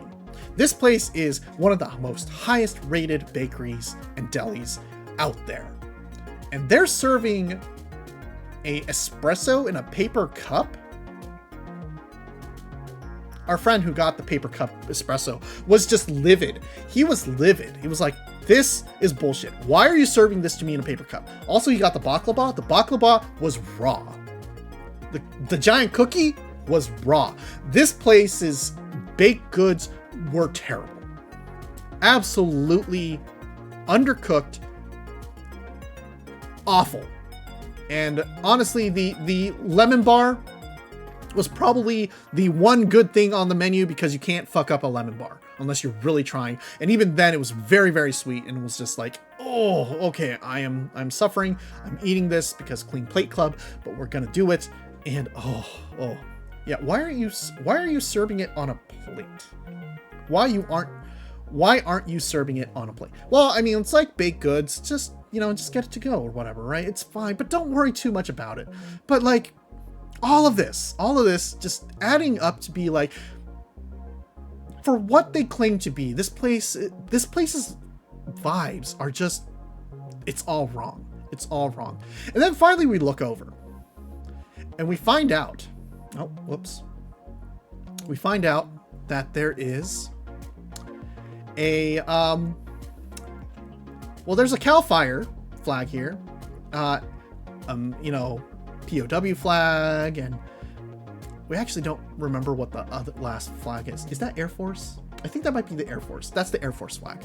And then finally the US Border Patrol flag.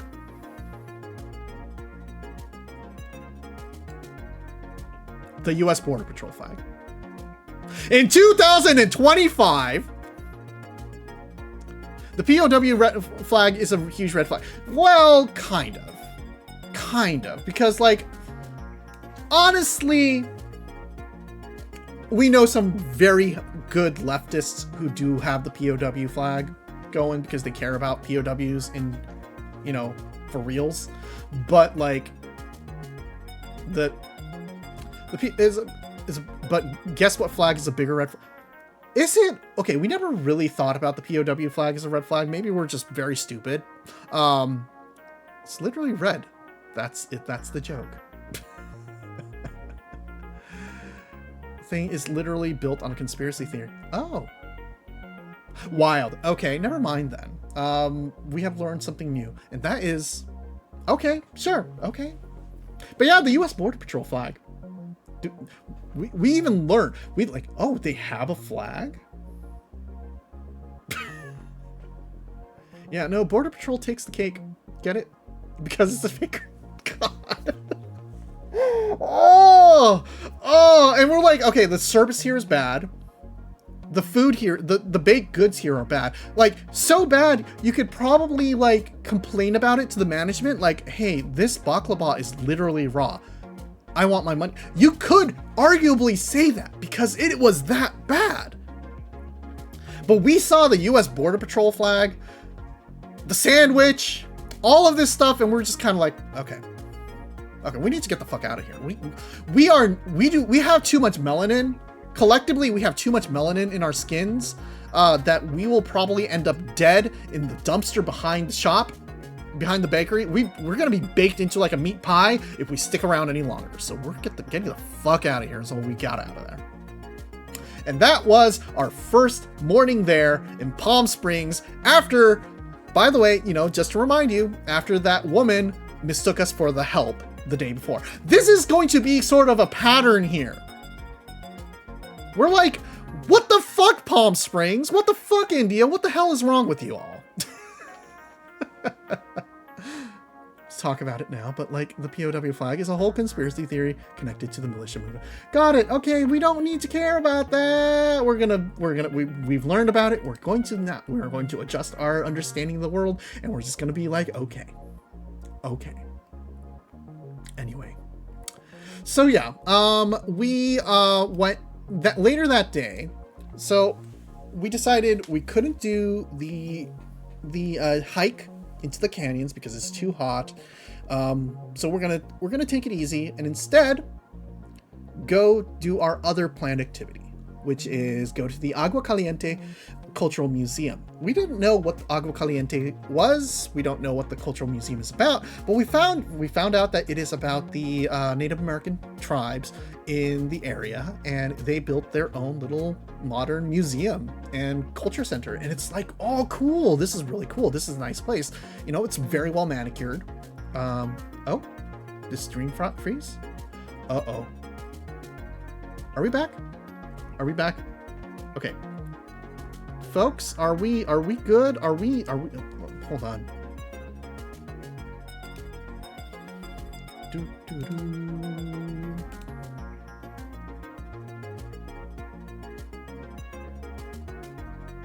Just gonna make sure, we're just making sure of our stream health.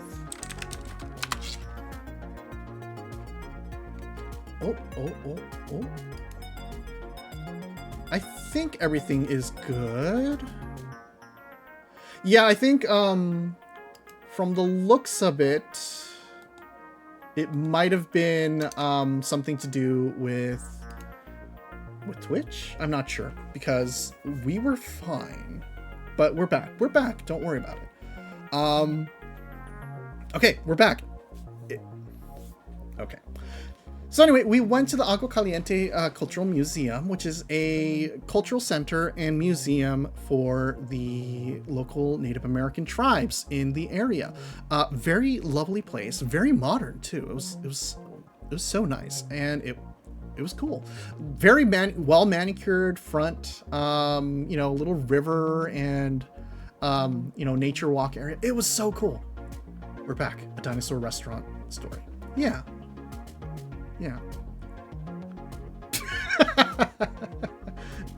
Dinosaurs going to the dino restaurant and eating dino nuggets and going, what the fuck? Anyway, yeah, it was a very nice place, very pretty, and they had a gift shop. Look at this gift shop. Very good place to have a gift shop. Okay. Anyway, I do need to get going to a Thanksgiving family gathering, so have fun with the rest of your... Thank you so much. Thank you for stopping by. Hope you have a good time. Enjoy yourselves. If things go bad at the family gathering, just remember, tell them to watch Mitama Chiaki instead and save themselves the family drama. Anyway, So yeah, we went to the Agua Caliente Cultural Museum, did some shopping. It was a nice place. Well, we're gonna just hide that over here because that's probably going to get us a copyright strike or whatever. Have to get used to the minions doing things, I guess. It's fine. Don't worry about it. This place was really cool though, because you know, they had a okay, we're gonna be slightly controversial. Let me slightly controversial. In all honesty, land acknowledgements are the least interesting and important thing you can possibly do with respect to native people, because what are you gonna do? You're just saying like, yeah, we know we stole your land, sorry, all right, anyway, moving on. It's like, what is that supposed to even do? It's just saying like, oh yeah, we're on stolen land anyway, all right. It means absolutely nothing to me. It's just saying like, sorry, not sorry, in our opinion. And this is perhaps the only single one time that we've ever seen a land acknowledgement where we're like, okay, this is a good place to do it, because, you know, it is a meaningful act and statement done by the people who actually have sovereignty over the land. Yeah, it's like, it feels like a little bit about, you know, rubbing it in their faces.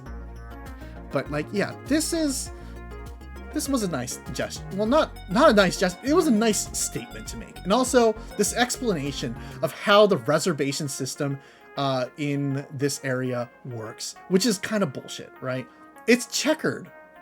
It's checkered because of the railroads granting land in 1 square mile increments. And so they're like, hey, we owe the Agua Caliente people this much land, but we're not going to give it to you in a solid chunk because this land is too valuable. We're going to give it to you in checkers because we can. And so you can't have a solidified, you know, center within your what do you call it, your reservation, because obviously that would give you too much power. And they had to like figure out how to deal with that.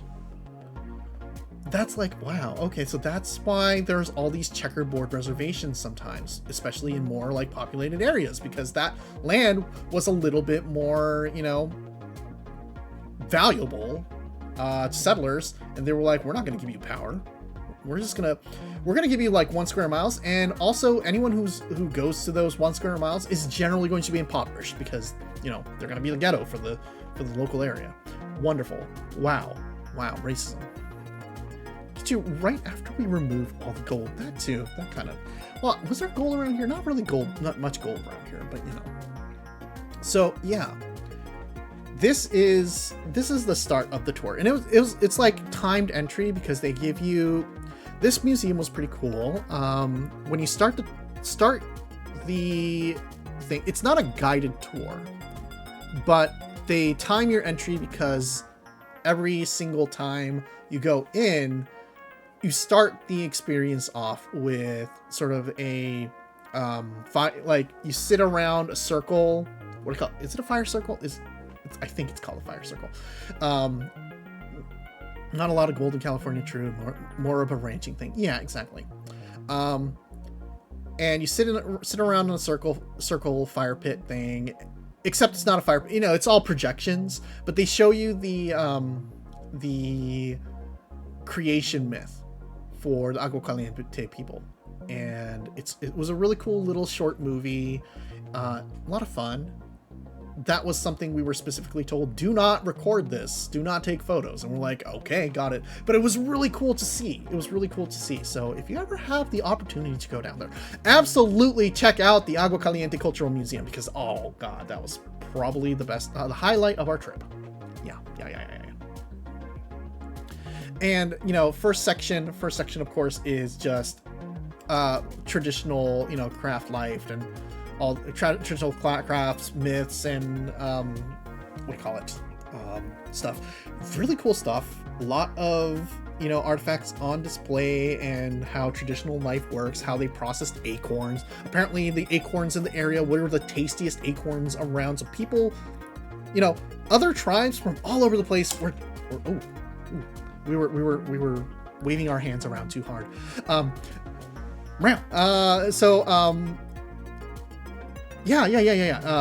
Like people were trading, like we saw like abalone shells, and we know for a fact that people from Monterey, tribes from Monterey, would trade their abalone shells with other tribes, because that was like the whole thing. It's like their shells were so fucking good that everyone else wanted their shells for crafts. And in turn, Monterey folks were probably, Monterey tribes were probably trading with the Agua Caliente people for their acorns, because their acorns were the fucking tastiest acorns.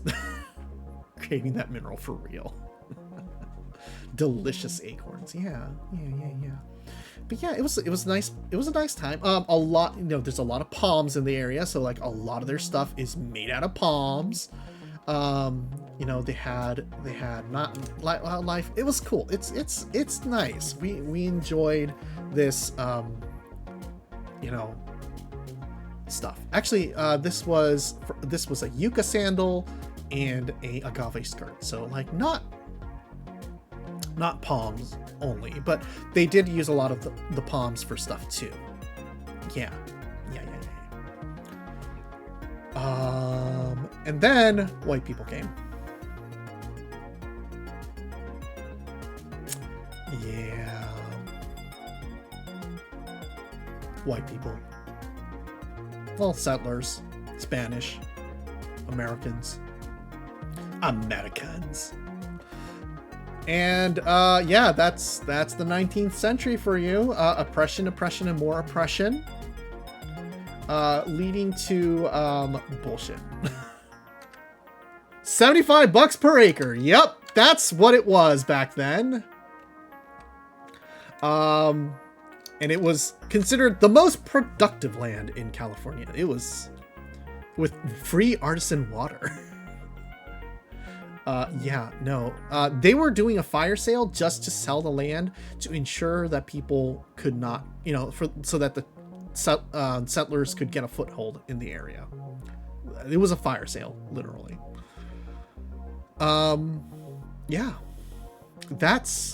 That's California Gold Rush history, baby. It was bad. It was rude. It was terrible. And then the railroad came through, and it was bad. So, hi Tara, welcome. Guessing the movie is finished, perhaps, hopefully. Yeah. Tara, if you missed out, we movie is done. Lovely. Crazy, but I do know Mexico did this a lot, including for Americans, and then the Americans turned on them. Well, I mean, isn't that the fate of all Americans? So anyway. Yeah, so this whole thing was pretty cool in that it outlined sort of how the tribes kind of banded together and fought back. What happened throughout the mid-century, 20th century, where like, because they had the reservation land, but they also had the hot springs, which a lot of people like were interested in bathing in, because hey, mystical healing properties of hot springs, right? Mineral springs, that's so cool. So they were like, hey, you want to come see our mineral springs? Well, pay the fuck up, right? And so that whole thing became a thing.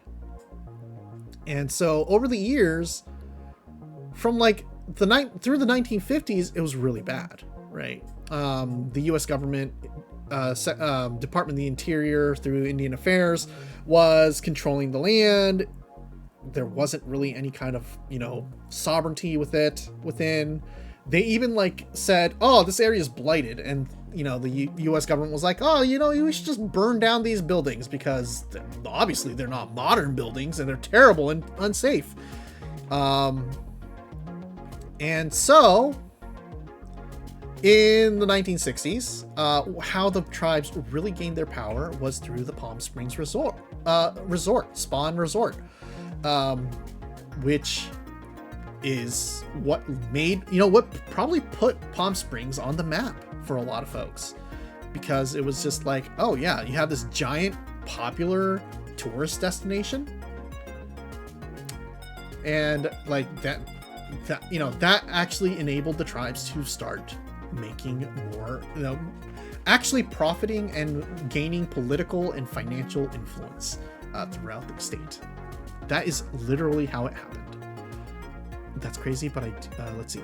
This is the racism part of the stream. Well, the other racism part of the stream. Yeah, no, this is going to be racism all the way through. Tara, in case you missed it, we already got identified as quote unquote the help at the resort we were at. No, we already, like, while we were walking around a shop, a boomer woman came up to us and was like, excuse me, how much does this cost? And we're like, excuse me, do we look like we even work here? Get the fuck out of here. Yeah, also there's like day drinking happening all over the place, because obviously when it's a resort town and everyone here is a boomer and they're just here to golf, everyone gets drunk and they just get in their cars and drive around to go to other bars, because that's apparently what you do. Personal racism already happened. Now it's time for the institutional racism. Exactly. But it's really cool. Okay, so like, again, let's talk about what this museum is doing, which is it's highlighting what they went through, but not just what they went through, how they took back power. What, this bird song singing revival and all this, the basket weaving revivals, it's like they found somebody who knew and had these like really esoteric arts that were thought to be lost, and revived them through like community engagement and tribal guidance. And like, even more amazing is, I mean, like, with all the money like from their casino and resort and stuff, what they were able to do was start a master plan for downtown Palm Springs with the reservation land that they had, and developing this entire cultural center and museum for everyone to see and learn about their history and culture. It is so cool. And like, the reason why this building's so like spiffy and new is, yeah, it was only built 2 years ago. Really, really cool stuff. We really appreciated it. Right? This was like some of the most empowering and cool things to see. And we're like, oh, that's so cool. Like, honestly, we wish some of our community organizations was this fucking good and well put together. Keep hearing my name, but for a different Tara. Hi, Tara.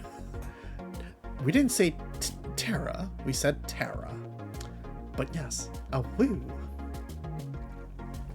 Yeah. So we were like, oh, okay, this is pretty good. This is pretty good. This was really fun. This is fun. You know what you have to do? Build a casino. Unfortunately, we're not under protection from those laws, so we cannot legally build a casino. But you know what? The San Francisco Transgender District should be allowed to make a casino where you pull for hot anime women. And that is how we make money. We should make a trans gacha game that lets us profit and reinvest in our community for free HRT for all. That's honestly what we should be doing with our lives. Donate today. But yeah, they have a whole, they have this like cool, what do you call it, model of the valley. And it has this imaging thing that shows you all about the history of the land. It was really cool. Like, this was a lot of fun. This was cool. Really impressed with the technology and just how fun and interesting and interactive everything was. Yeah. as distinct from the non-binary gacha musude. Yeah, exactly. Okay, change the plans. Let's build a pachinko parlor with the name with some gachapon around. You're sorry, don't be sorry. Never be sorry around me. But yeah, you know, like, it's such a powerful and cool thing here. Like, we appreciate it. We're about to hit ads, by the way. We're gonna get through maybe one more slide, hopefully, if we can. Because what's really cool here is the site here, the site of the cultural center is built on a sort of sacred, you know, traditional ceremonial ground. And so they actually did a archaeological dig before starting on construction. So they found all this cool, like, personal like, you know, Native American history buried underneath, and now it's all on display here. Plus they have a cool, like, thing, right? Because the whole thing, this place was a hot spring, a sacred hot spring before it was developed into this cultural center. And I think you can still go and bathe in the hot spring, especially if you're a tribal member. And so it was like, oh, that's cool. Like, this whole thing is a whole, there's so much history here, right? Yeah, it's so good. Anyway, we're about to hit ads, and we're going to go into the next section of the museum visit. So before we do that, let's take a quick break for 3 minutes, and we'll be right back.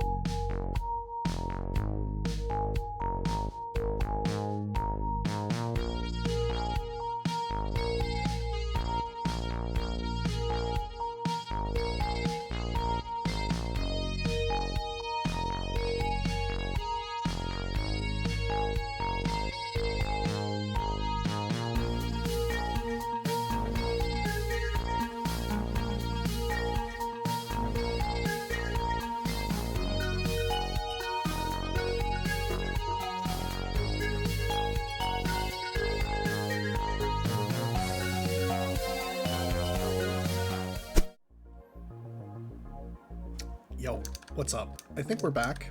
Hopefully y'all are back from your ad breaks as well. Meow meow. So, we are here at the final section of the museum. We return. Hello, welcome back. Thank you so much for sticking through those ads. Your contributions to watching those ads will give us like $2.50. We appreciate that. We deeply appreciate you all. Meow meow meow meow meow meow. Yeah. Okay. So they had a special section in the in the, what do you call it? The museum. Special.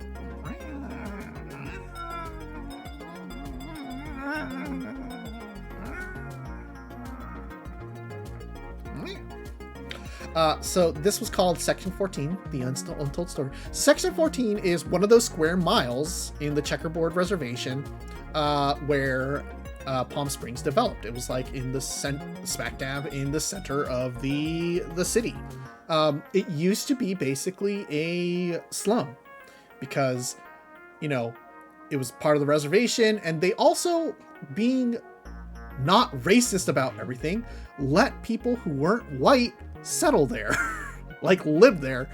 And because of the burgeoning like resort community that hungered for labor by people who were not white because they were cheaper to hire, apparently, they were just like, oh yeah, where are all these Mexicans and other people supposed to live? Well, put them on the reservation, I guess, where there's like no services. And then because all, you know, it was so ghettoized, the US government looked at it and was like, hey, look at this, there's only poor people living here, obviously they don't know what they're doing. It's like, well, no, it's like redlining and institutional racism, but who's actually counting? And they're like, oh, this place is blighted, we gotta take away control from Section 14, because obviously the natives can't actually handle how to manage their own shit. And I was like, no, you guys are just trying to constantly demean and infringe on the sovereignty of the, you know, native peoples here. But sure, whatever you believe in.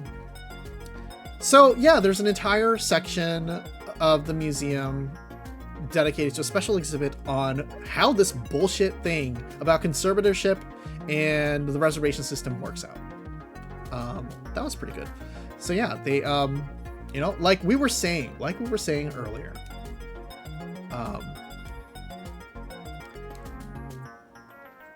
urban renewal also affected these folks. Like, you know, back in the 1960s, 70s or so, when starting in the 1950s really, and then going throughout like the 1980s, was the concept of urban renewal, where the US government and local municipalities would just be like, well, the US government would give money to local municipalities who were going like, hey, look, we have a bunch of poor people here and we want to make it better. And then they're like, okay, sure, here's a bunch of money. And they'll just bulldoze everything and redevelop it into rich people stuff. And they'll be like, oh yes, we have more tax money now. That's so great. And then all the poor people will be pushed out of the cities. And yeah, it's not a great look. Terrible times.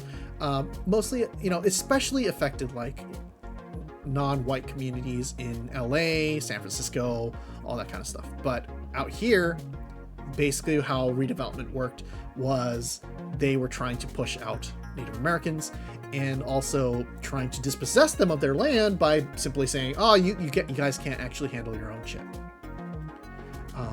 As the great Leonardo Atencio said, there was a discrimination. That about really summarizes exactly what you need to say. By the way, okay, so we forgot that there's a chat box here, but we want to point out how fucking dumb conservatorship for the native people was.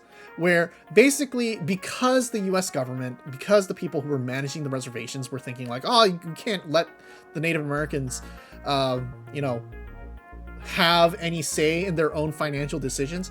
You had to go through the government to buy things. Like, buy regular ass expensive things. It's like, oh, you want a refrigerator? That's maybe a bit of an understatement. Perhaps. But like, okay, hold on a second. Let me see if I can turn this off. I'm going to turn off chat real quick. But yeah, here we go. The price of conservatorship. Bernardine Siva explains how even ordinary household purchases became burdensome and expensive under the conservatorship system. An example, if you needed a refrigerator, you would have to go to the conservator and say, I need a refrigerator, which constituted a visit to an attorney to draw up the papers, which constituted a court appearance, which constituted dollars. The Indian wound up spending more for the refrigerator than the refrigerator cost. Absolutely bullshit. Like, oh, they can't handle their money. What the fuck? Well, you're making them pay like twice the amount for the refrigerator in the first place because fuck. What the hell? We didn't realize they were doing this kind of shit, and it's like, what the fuck? That's so fucked up. And that's when we got radicalized. I'm just kidding. We were radicalized a long time ago, but you know, it's worth noting that this made us angrier. It's like, oh man, if I had to go to court to buy a fridge, I'd have a breakdown, right? Like, what? When you don't even trust the government in the first place at this point, we're like, if the government is this shitty to you, like, what the fuck? What the fuck, man?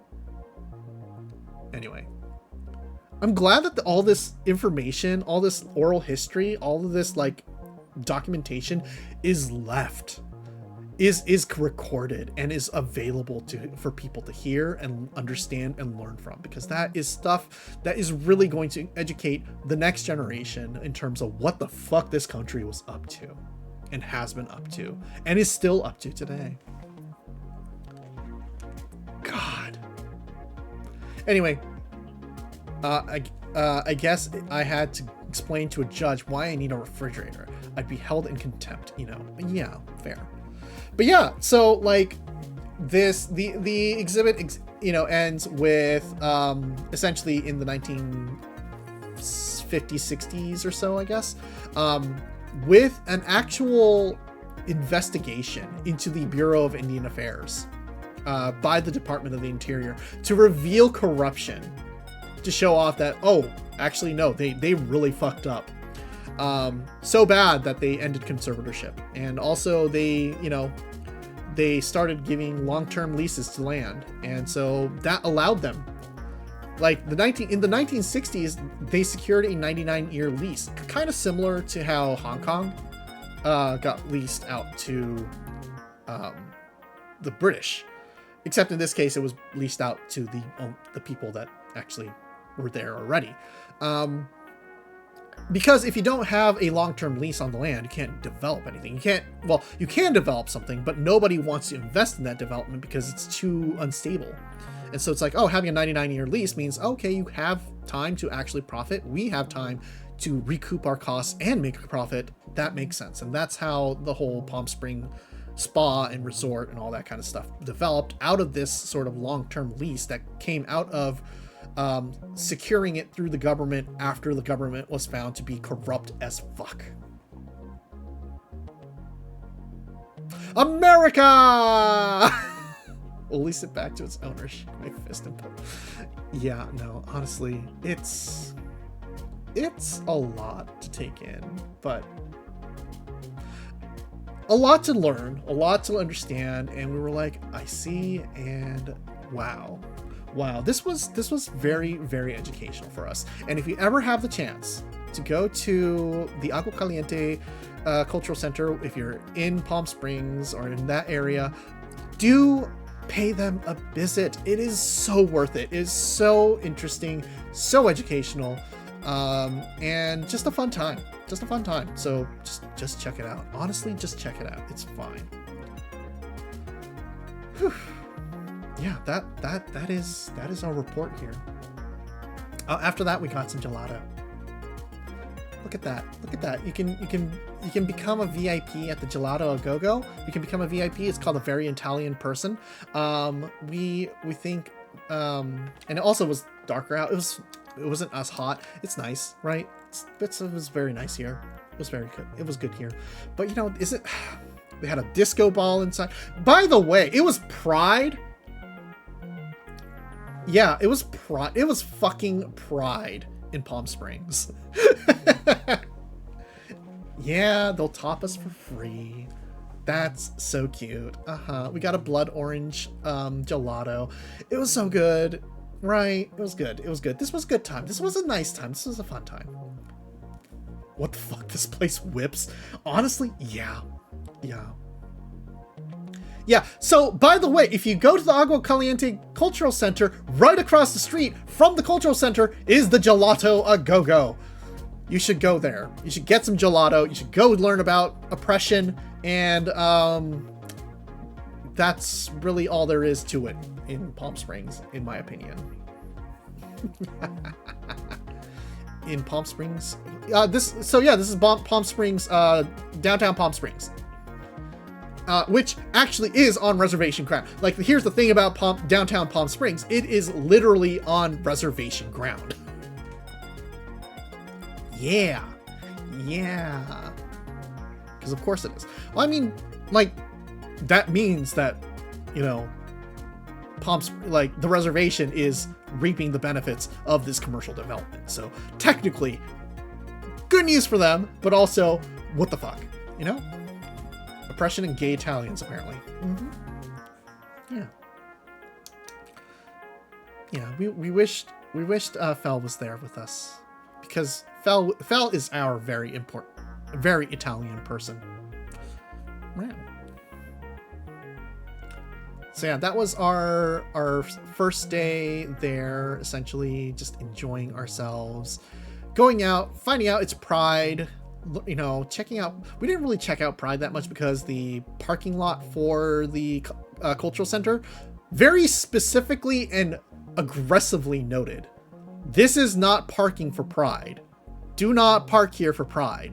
You are here for the cultural center and only for the cultural center. So we're like, I don't know if we're comfortable going too far out, because if we spend too much time outside, they might call a tow truck on us.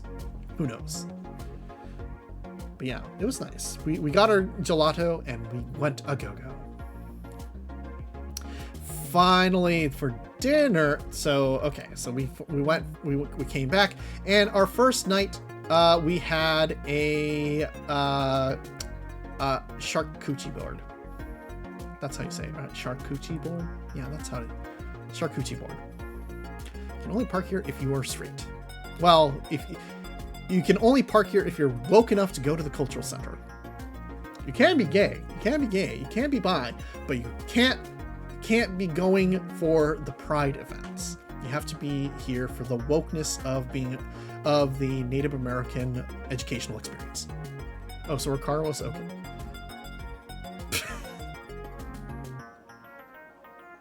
Not yours. You'd have to.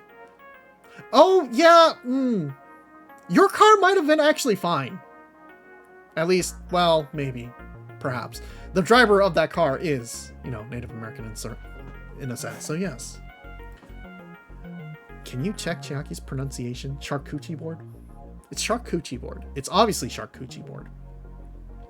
Look at the spread. It was so lovely. Prosciutto ham, dates, grapes, peppers, cucumbers, pita, hummus, apricots, dried apricots, almonds, cashews, walnuts, and then a bunch of chocolate that was also chocolate covered nuts, and then we got a wine, but we didn't drink the wine actually that night, but it's fine, don't worry about it. We just wanted the spread of nice little photos here. It was so good. Oh, and apple crisps. It was good.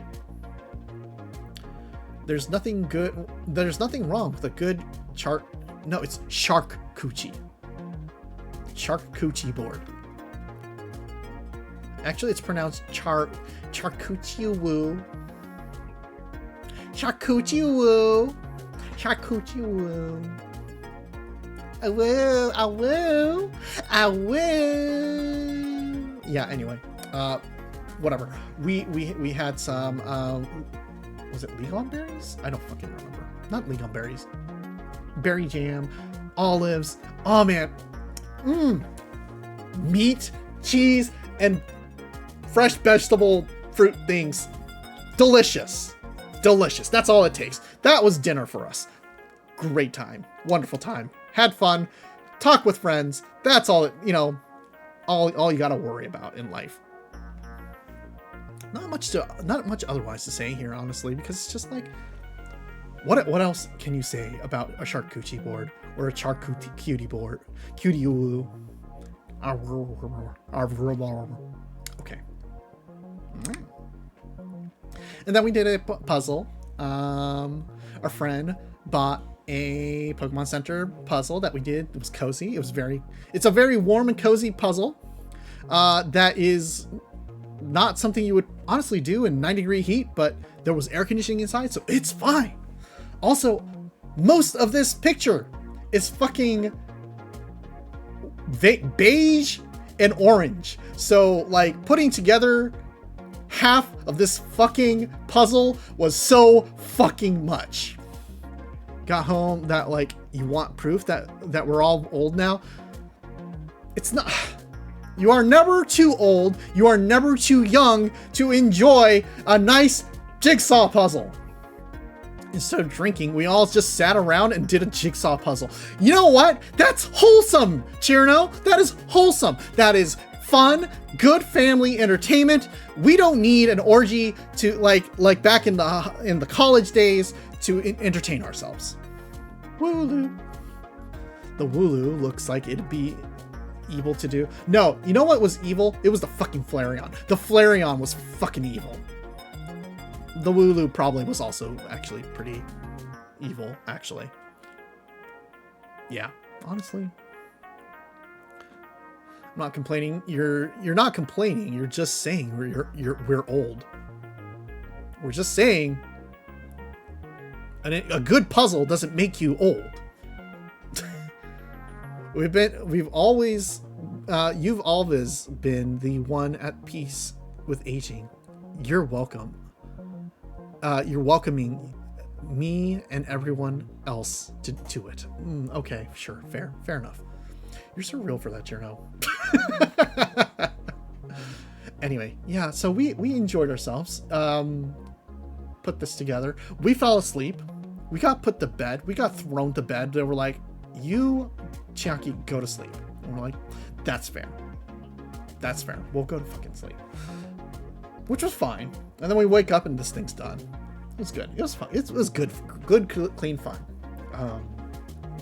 We just did want to share this wonderful puzzle because it was fun. It was nice. It was lovely.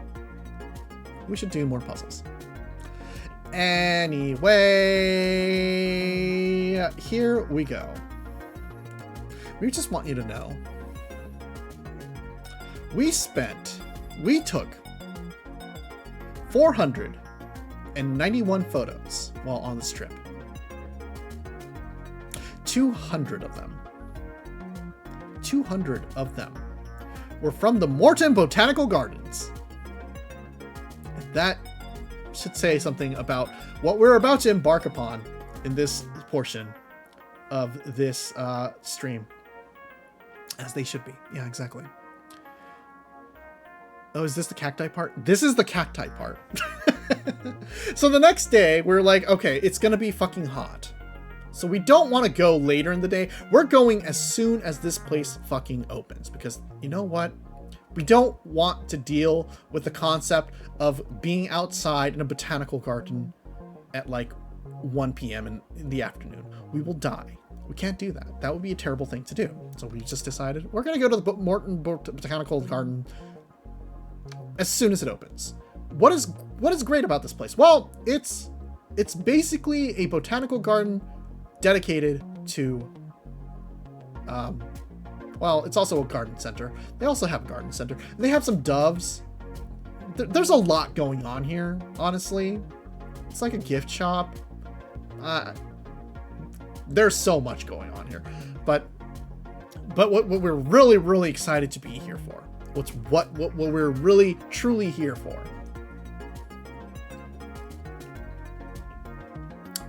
Cacti. Look at all this cacti. Look at all this fun little cacti. Look at this giant fucking cactus that is just tall. It is the Cardone Pacherias Pringle. Native to Baja California, Mexico. Tallest cactus in the world. Grows up to 90 feet tall with many branches. All off to a really good start here. Off to a good, really, like all these bunches of cacti and a palm tree and a cacti and like, rocks. This is gonna be fun. This is gonna be fun. Yeah, so many cacti. There are so many cacti. There are so many fucking cacti here, guys. Okay, like chat. Are you excited to see cactuses? Because we're here to show you cacti. That's all this place is nothing but cacti. Cacti. We don't even know what the name of most of these cactuses are. We're just here to appreciate them. Look at these spiny little guys. Look at how much of them there are. We just want to hug them all, and we did hug them.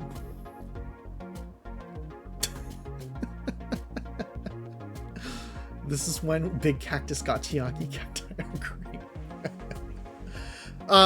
Unfortunately, because it would break reality if we showed you a picture of us hugging the cacti, we have unfortunately omitted all pictures of us hugging the cacti.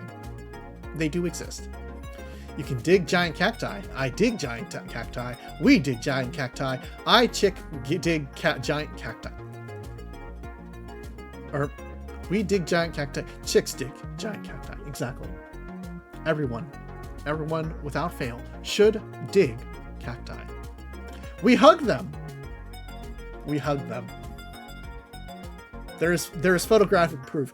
Ask any of our girlfriends. Actually, did we send one to giant?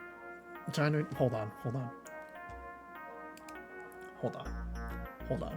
We need to make this a true statement. There you are.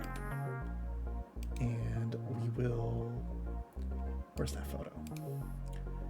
We're just quickly. Please. It's fine. No. Thank you. No. Why are you doing this to me? That is not. Where did my photos go? What do you mean my photos are missing? Chat? Where'd my photos go? Where's my photos?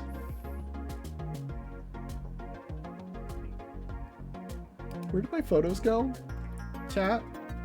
I'm concerned. Oh, there it is.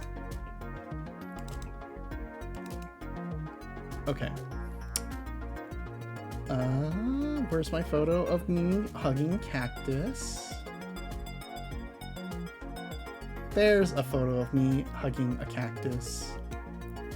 Send that to Gynoid. Send that to Gynoid Pal. There you go. Ask any of my girlfriends. And you will there's photographic proof. There's photographic proof that we hugged a cactus. Swear you didn't eat them. Exactly. Yeah.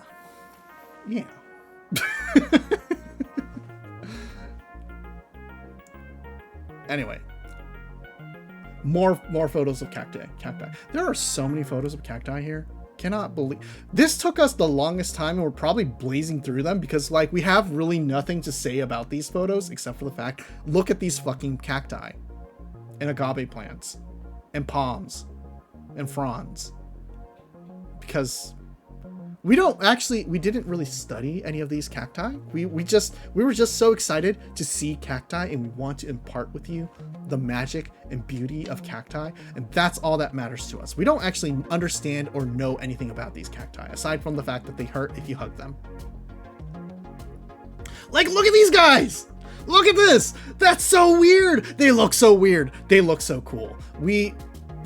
Man, look at that! They're such interesting cacti. Fuzzy, exactly. Chat, check out these succulents. Check out these fucking succulents. They're so succulent. Okay, yeah, I'd hug those two. Yeah, right. Okay, I'm glad that we're all on the same page here. And like, look at that, nopales, or not nopales, prickly pear cactuses. I like how they make it a point that they are a general name for about 200 species of flat leaf Apetunia cacti. Pears or fruits are edible, but protected by many spines. Please don't touch them! And we're like, okay, that's fair. But look at that. They look so tasty. Not all cacti are spiny. Yeah. See, this looks like a wonderful time. And then we found a JoJo reference in the wild. It's the jojoba. Simonsia chinensis seeds are used in cosmetics, and also JoJo references. But if edible, why not touch? Because I think the thing is they want to prevent people from just picking the fruits off and then trying to eat them, because then they would run out of fruits. That is actually probably a safe bet, that if you let people just eat them, they are going to eat them, because people are like that.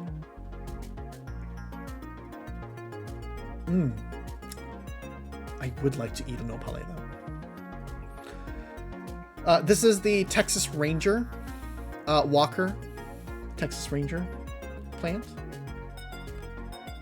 And also a bunch of other plants. More pears and more bushes, more spiny bushes.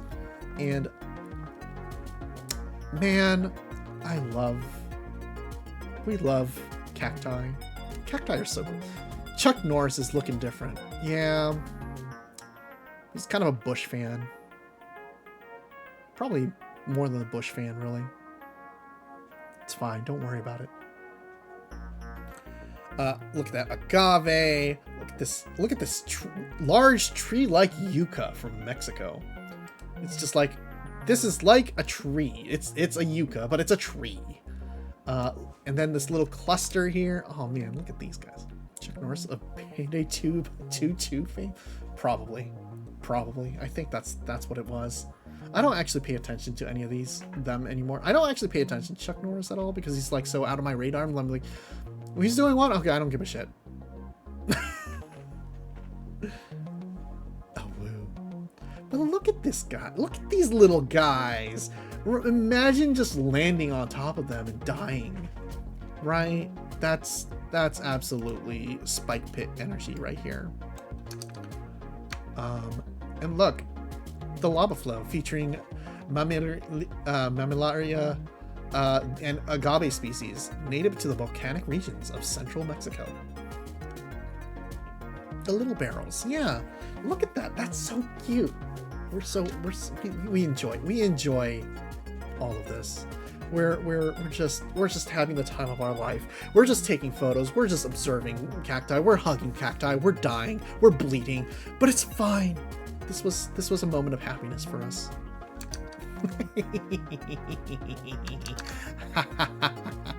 Oh, we're full of wounds. We're full of tiny little prickly wounds. But yeah, no, we had so many things. The totem pole cactuses are interesting. Honestly, we would have called them the asparagus cactuses, but perhaps that's not what people would call asparagus trees or something. It's fine. Don't worry about it. We found the blue agave. That's used in tequila. And then, of course, the golden barrels. Okay, like the golden barrels here on the side here. Like, look at how cool they are in the light. Honestly, we should probably put this as a bigger photo. But it's like, oh man, that's such a nice lighting effect. And all throughout, we're just thinking about Final Fantasy XIV. And that's really all it was. We were just thinking about Final Fantasy XIV. We're just thinking about all the barrel tenders, and that is how bad our brain is. But look at that. They're so cute. They're so cute.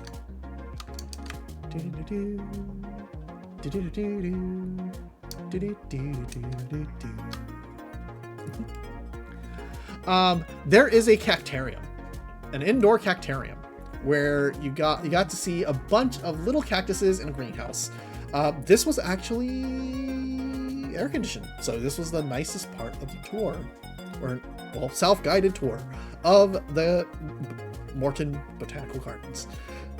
Very lovely place. Lots of tiny little cactuses in little pots in a little greenhouse. It was a lot of fun. Wooklamat was with you in spirit. Yeah, exactly. Thank you, Cinnabriar. Yeah, it was nice. Lots of tiny little. Again, can we say anything about these little cacti? Not really, aside from they're all really cute and we love seeing them. Appreciate you. The don't touch sign has anything written like it had to be added. Yeah, it's like, please don't touch anything. That's fair. That's fair because some of these things do look like you probably could touch some of them. But you don't want to. You don't want to touch any of this stuff. Look at this magnificent, shaggy ass piece of whatever this is. I don't fucking... Look at all these, how weird they look. Salvatender is a portmanteau of Salvaten and Pretender. Yeah, exactly. And one of them is the barrel tender. The barrel tender is pretending to be a barrel. But yeah, look at that fuzzy thing. Look at all these like weird ass fronds. Can you believe that these are also cacti? Amazing. Amazing times. We can take them all. We can take them all in a fight and other situations. We're sure. What is that white furry one? We have no idea. We don't actually know the names of any of these cacti. We're very dumb kitties. We don't actually pay attention to anything that we take photos of. We're just going like, ooh, cool cacti. We're not making any kind of, educational learning. We're just here to appreciate and absorb the magic of cacti. This is called the Old Man Cactus. This is not a joke. Wow, cool. We learned stuff. See, by presenting this to all of you right now, we are now learning more about cacti because we didn't bother to learn about cacti while we were actually at the cactarium.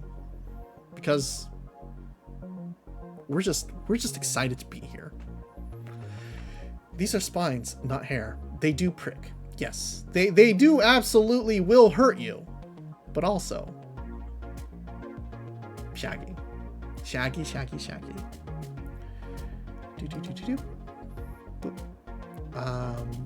Yep, more cacti. Look at all these cacti. Excited to be so many cacti.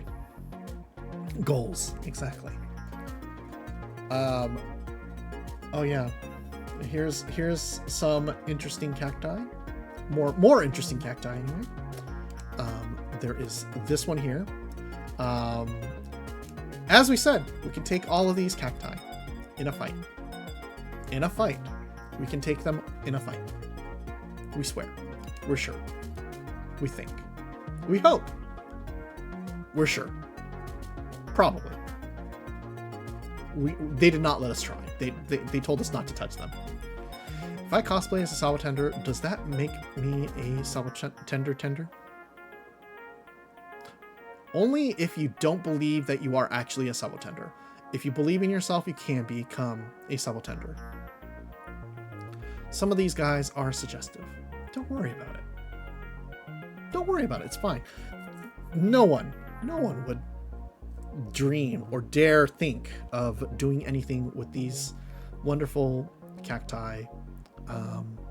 That would be unbecoming of a lady.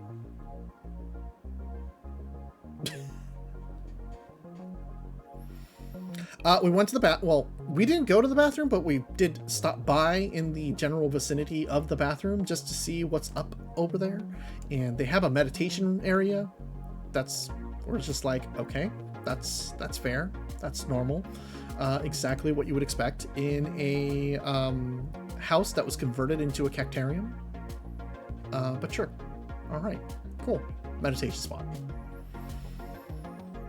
And some more stuff, some rocks, some petrified wood, some really funky, droopy cacti, and a T-Rex.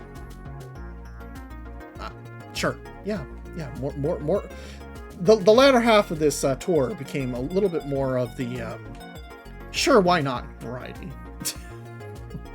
It's kind of like, you know, we ran out of things to show you, but we still want to show it to you because it's really cool, right?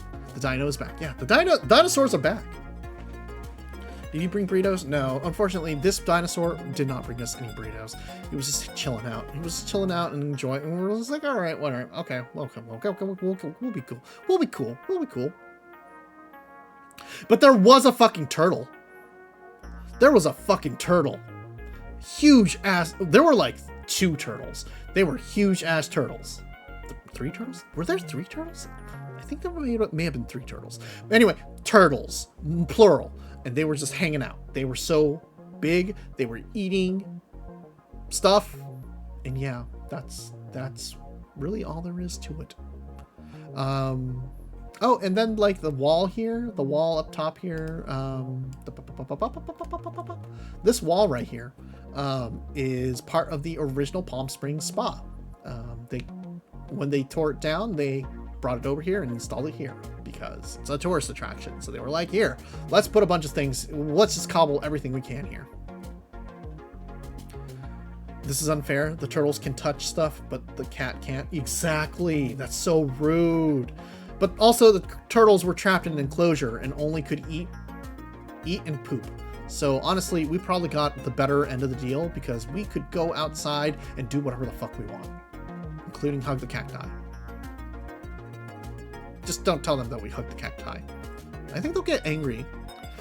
We're pretty sure that they'll be angry if they find out that we hugged the cacti. That would be unbecoming, you know? They also had a tree from Madagascar, which is like second from the left, as well as like, I think the one on the far left is also a African tree. All sorts of stuff. Oh, and then old gold rush relics. Sure. Like just a hodgepodge of whatever the fuck was old and cool that can just throw around your yard and tell people, hey, come look at this stuff. Just pay me $7. Totally worth it. It was like an hour. But you know, totally worth like the $7, the drive over. Great time. Most photos taken on the trip. Would do again. We will pay money to go hug more cacti and gush over them. Maybe even take Fel with us so that Fel can tell us about actual names of cacti and what's interesting about them, instead of just me taking photos and going, look guys, cacti. Because we're head empty. Oh, and also, yeah. We bought ourselves a little souvenir. So one of our souvenirs from this entire trip was we bought ourselves a balloon cactus. Well, we bought it for Papa Cat. So it's sitting in our living room right now. It's hanging out. We should probably water it. Probably time to water it. It would be really wrong to not water this thing. And also maybe give it some light, some like natural sunlight. Honestly, we're not taking care of the balloon cactus right now. You don't know that many species from Northern America, but you can try. Well, I mean, look, how hard can it be? Look at all these giant cacti. I'm sure it's fine. I'm sure it's fine. Anyway, so time for food. We got ourselves a country gravy biscuit with scrambled eggs, bacon, and hash browns for lunch that day, right after we finished that little botanical garden tour. It was pretty good. It was all right. They got the order wrong. So, and also it was like, it's also Pride weekend, right? It's Pride weekend. It's Saturday. It is fucking packed. We had to wait like an hour. Finding parking was a nightmare. Our group was like, why don't we go closer to downtown Palm Springs and go to this other place? And we're like, no, because that's going to be even worse to find parking. And it's going to also be like an hour wait. Why the hell are we doing this? We're going for this place. And we went for it. It was pretty good. We were really entertained by the fact that they have a dish called the crabicado. We don't even know what a crabicado is. But you know what? Sure. Crabicados. That sounds great. Lovely. Beautiful. Lovely. Not much to really talk about this meal. It was just, they got my order wrong. We waited 40 minutes for it, but it's fine. It's fine. It is what it is, and we got through it. You could try to bring me a mandakaru, though they have pretty flowers. Don't know if that would be allowed through customs, but that would be lovely. So, reminder, we are in a heat wave. It is 90 degrees out. It is inhospitable. And we got out, like, we were hoping to spend 2 hours at the botanical gardens, but it was only an hour. Plus, well, okay, so it was an hour plus the hour wait for this. We had lunch, so it's like 3 hours. 3 hours in, it's about 2 p.m. We had made reservations in Palm Springs for a escape room, and we had about 2.5 hours to kill. Did we want to drive all the way back 25 miles and then 25 miles back over to our hotel, to our resort, or not? That's a lot of driving, and my car's starting to run out of gas at this point. And we're like, no, we're gonna try to stick it through. And so we decide, let's go check out the Pride festivities. And of course, we're like, okay, sure, why not? That's fine. There's nothing wrong with that. So we went to the Pride celebration. That was fun. There's not a lot of photos of the Pride event because, one, it was mostly just stuff. We're gonna cover up these butts, but it's fine, don't worry. Mostly because everything was like 100 degrees out, inhospitable, no shade, and everyone was dying. But it was nice. It was fun, right? Yeah. This is where things get fun because we got separated into 2 groups by accident, so I don't know what y'all did at this point. We didn't do anything, really. We just walked around Pride for just a little bit. We stopped by the Palm Springs main library, and they had a special little exhibit on Jose Julio Saria, who was a drag performer, an open drag queen who ran for San Francisco City Council or city supervisor and failed. He was the first person he was the first openly gay person to run for city supervisor in San Francisco. Presumably he was also from Palm Springs. That's why they kind of have a whole thing about him here. And he also performed in Palm Springs. But like his whole life had a whole exhibit in the library, and we stopped by, looked at it, got out of the heat, killed another 30 minutes. We're just scraping. We're just begging to find something to stay out of the heat for, and we're dying here. Palm Springs Pride sounds like it would be a thing. was. And the funny thing is, like, they hold it in November because this, June is too hot, right? When you're in a desert, you always just say everything that happens in June everywhere else gets moved out either before or after the summer. Yeah, we basically just walked through it, and on our way to the car, Lamau, no stops either, so sounds like you had more fun than us.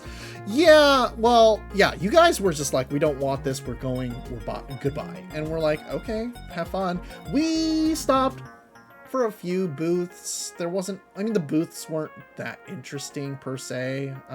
We just thought it was really funny to look at the colorectal and anal cancer awareness booth, but that's just us, and I don't think anyone particularly was too excited to be there, as far as our car goes anyway.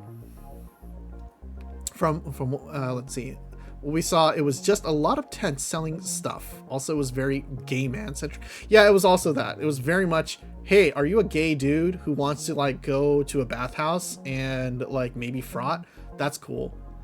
And that's all it was. I think that's kind of the gay culture there, and we're just kind of like, okay, well, this is the straightest gay culture that we've ever seen, so we're kind of just gonna go home now. We didn't go home. We were like, well, we don't want to drive all the way back and come back over here. That's kind of a waste of gas. So we decided to look up a place to go to while we chilled and waited for the escape room time. Honestly, that's a lot of all prize. They just want the architect money, kind of, but also, there's places with like very solid other queer rep as well, and this just happened to not be one of them. I think this was on the whole very much cishet or cis gay normative, I guess. Yeah, weird to say cishet for this, but yeah, don't worry about it. There were a few people walking around, in leather jock straps, so I guess that counts. It's fine, don't worry about it. Instead, we went to go see old furniture, like 1970s furniture, at some furniture places, and then we went to the Four Paws Coffee Company, where we got ourselves a little icy drink and hung out with lifelike looking dogs. They were cute. This is a pride for the beauty. Sure. Yeah, I guess.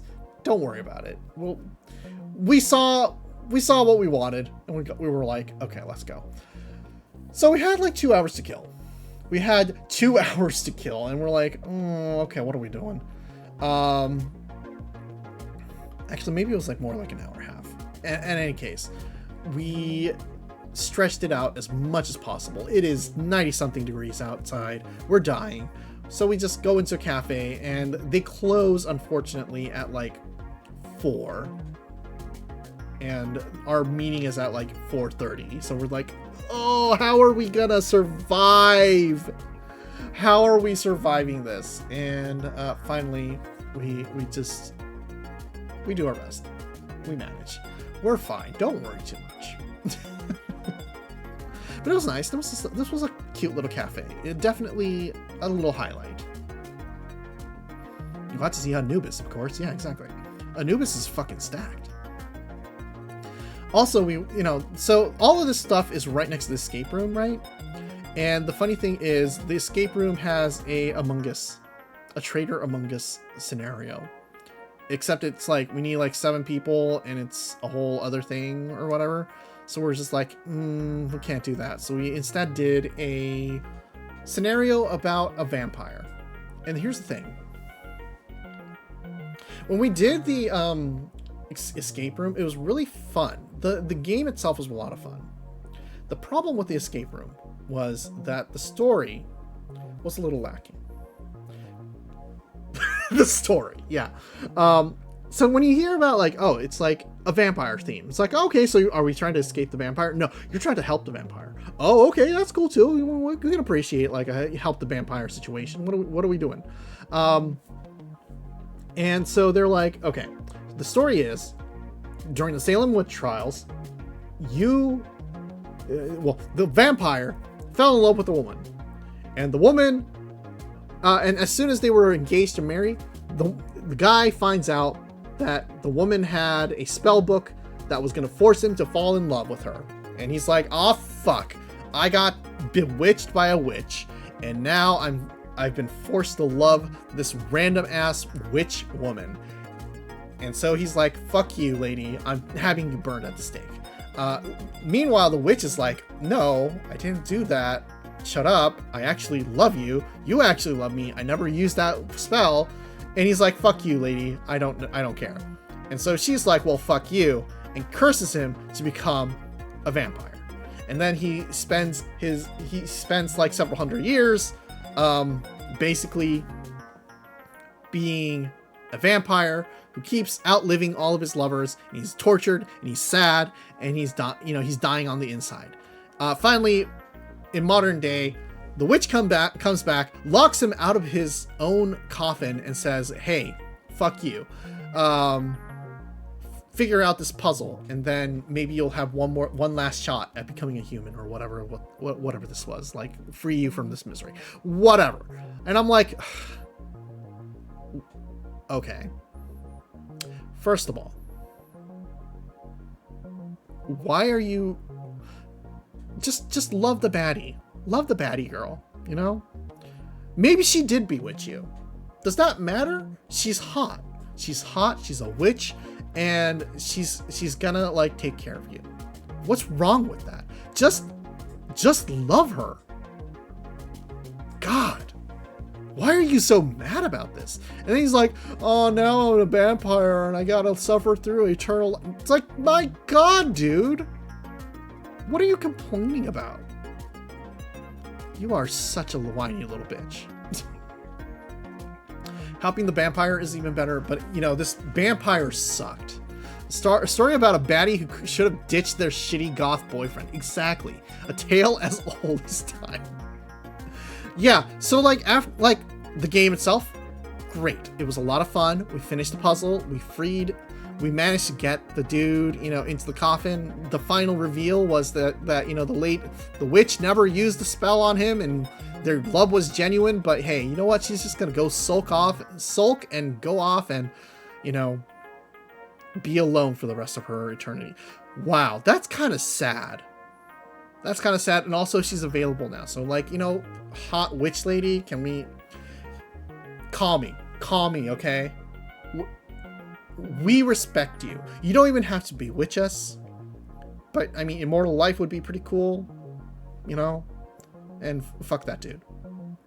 Did you get her number? I wish we did. By the way, shout out to Tyler. Okay, I guess it doesn't really work if we do it here in chat and stream. But, you know, shout outs to him. Though he's not getting the $5 referral bonus, I guess. But it's okay. Don't worry about it. He was fun. He was a nice guy. Nice boy. Shout out to Tyler. Yeah, that was fun. No! Don't do that! No! God damn it! Who is that? Of course there's a Tyler. Of course somebody made a Tyler. What do you call it? God. A Call of Duty mobile player? Oh my God. No. Oh, why are you polluting my... Oh. Why? Chat, please. Spam some Fs in the chat for me. We need this. We need this guy out of here. He is a nuisance to me.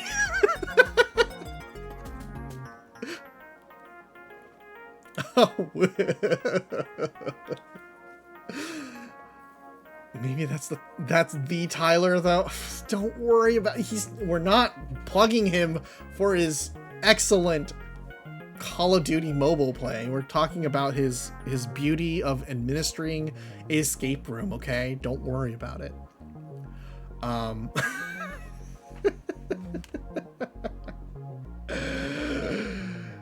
Anyway, for that night's dinner, we went to Costco, got ourselves a rotisserie chicken, and we shared it amongst our friends, and also had leftovers. It was a nice time. It was a lovely time.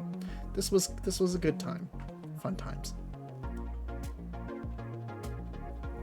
And after that, we presented. We made presentations.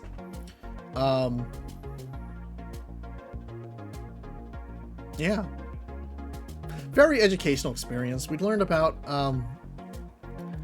K-pop demon hunters and the Backshot gang, and why food is important to people. Very important things all overall. Catboys. Yeah. What's that game called? I forgot what that game is called, but honestly, almost want to download and install this wonderful Love and Deep Space game, if not for the fact that it's just so resource intensive. Lads, Love and Deep Space. Thank you. It is about the lads. It is about the boys. Oh God, they are so hot. Oh, this is why we're pan. We have to admit that we like some boys. Ah, yes, the cat boys and backshots. And the God of Tides, Abyss Walker and Sea God. Oh, boys. And cooking. And K-pop. Overall, a fun time. We're about to hit ads again. Perhaps we should probably take that little 3-minute break. And so that way, no one gets to miss anything that's happening here. That game is wild. I did not expect to have them simply do all that. It does happen though. It does all happen, and you gotta respect it. You gotta respect it, and you have to understand it's so unapologetic for what it is. And you're just like, okay, fair. I get it. That's beautiful. Lovely. Let us never speak of this again. Anyway, we're about to hit ads. I think we just hit ads. We're gonna be right back. See you in about 2.5 minutes, 3 minutes, something like that. BRB.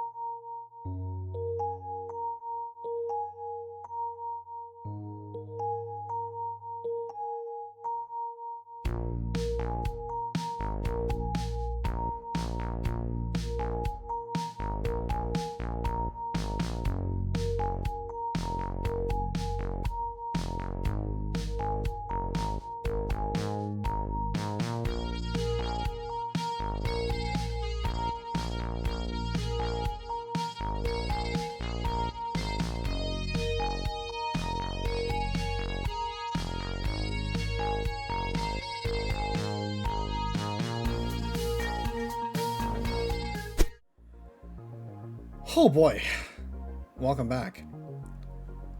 Did you know that we've been yapping for 3 hours?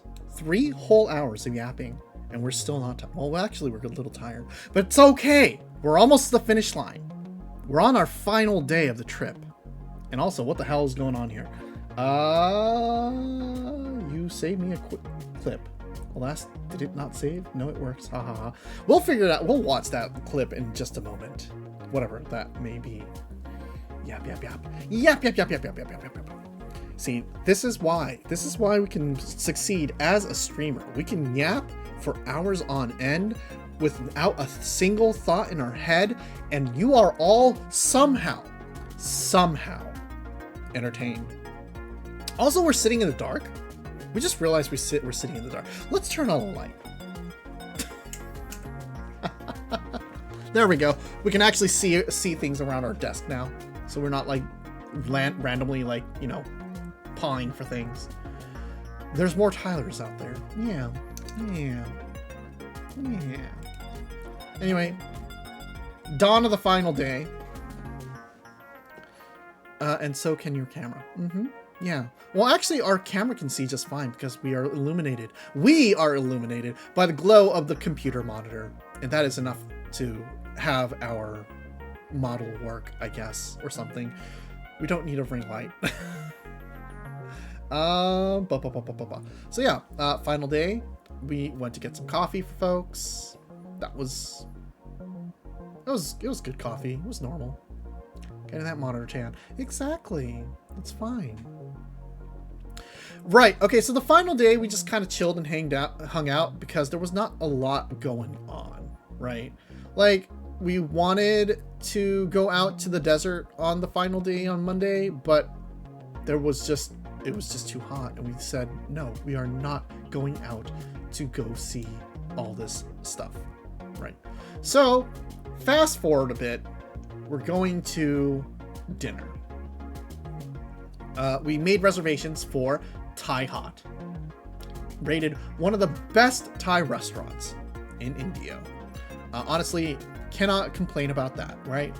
4.7 stars out of 5. Great reviews. Everyone says they're tasty. Wonderful. You know, we look at all these Thai iced teas and Thai iced coffees, and that's a respectable green curry that we got, right? That's green curry, by the way, not yellow. We didn't want the yellow because the yellow is just literally chicken and potatoes. And we're like, no, we want actual things in our curry. And also, like, no, it was not great. Shut up, Chirno. We're trying to tell a story. Stop ruining the story. The green curry was super mid. The place is... Stop ruining the story. We're trying to tell you a story. What the fuck?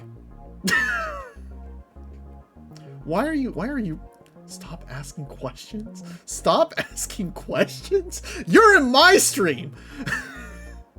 Don't get mad when I answer your questions.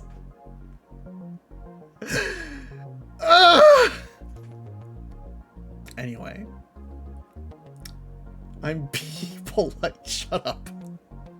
Shut up. I mean, you can tell this place, well, okay, to be honest, honestly, we kind of wanted the boba place because that sounded like a pretty funny place. If they're going to call themselves TBH, to be honest, that's a pretty good place to be. But in any case, in a place where they misspelled fried rice in their menu and didn't bother to print it. In a place, you gotta focus on something else, but it was good to watch for. Thank you so much for stopping by, Tara. Have a good evening. You know, like we had the spring rolls or the summer rolls. You know what's really funny? We ordered the summer rolls with shrimp, and they took the shrimp out of the tail. They took the shrimp tails off, which is great, which is fine. That's good. They put the shrimp tails back on the rolls as garnish. But like there's no meat in them.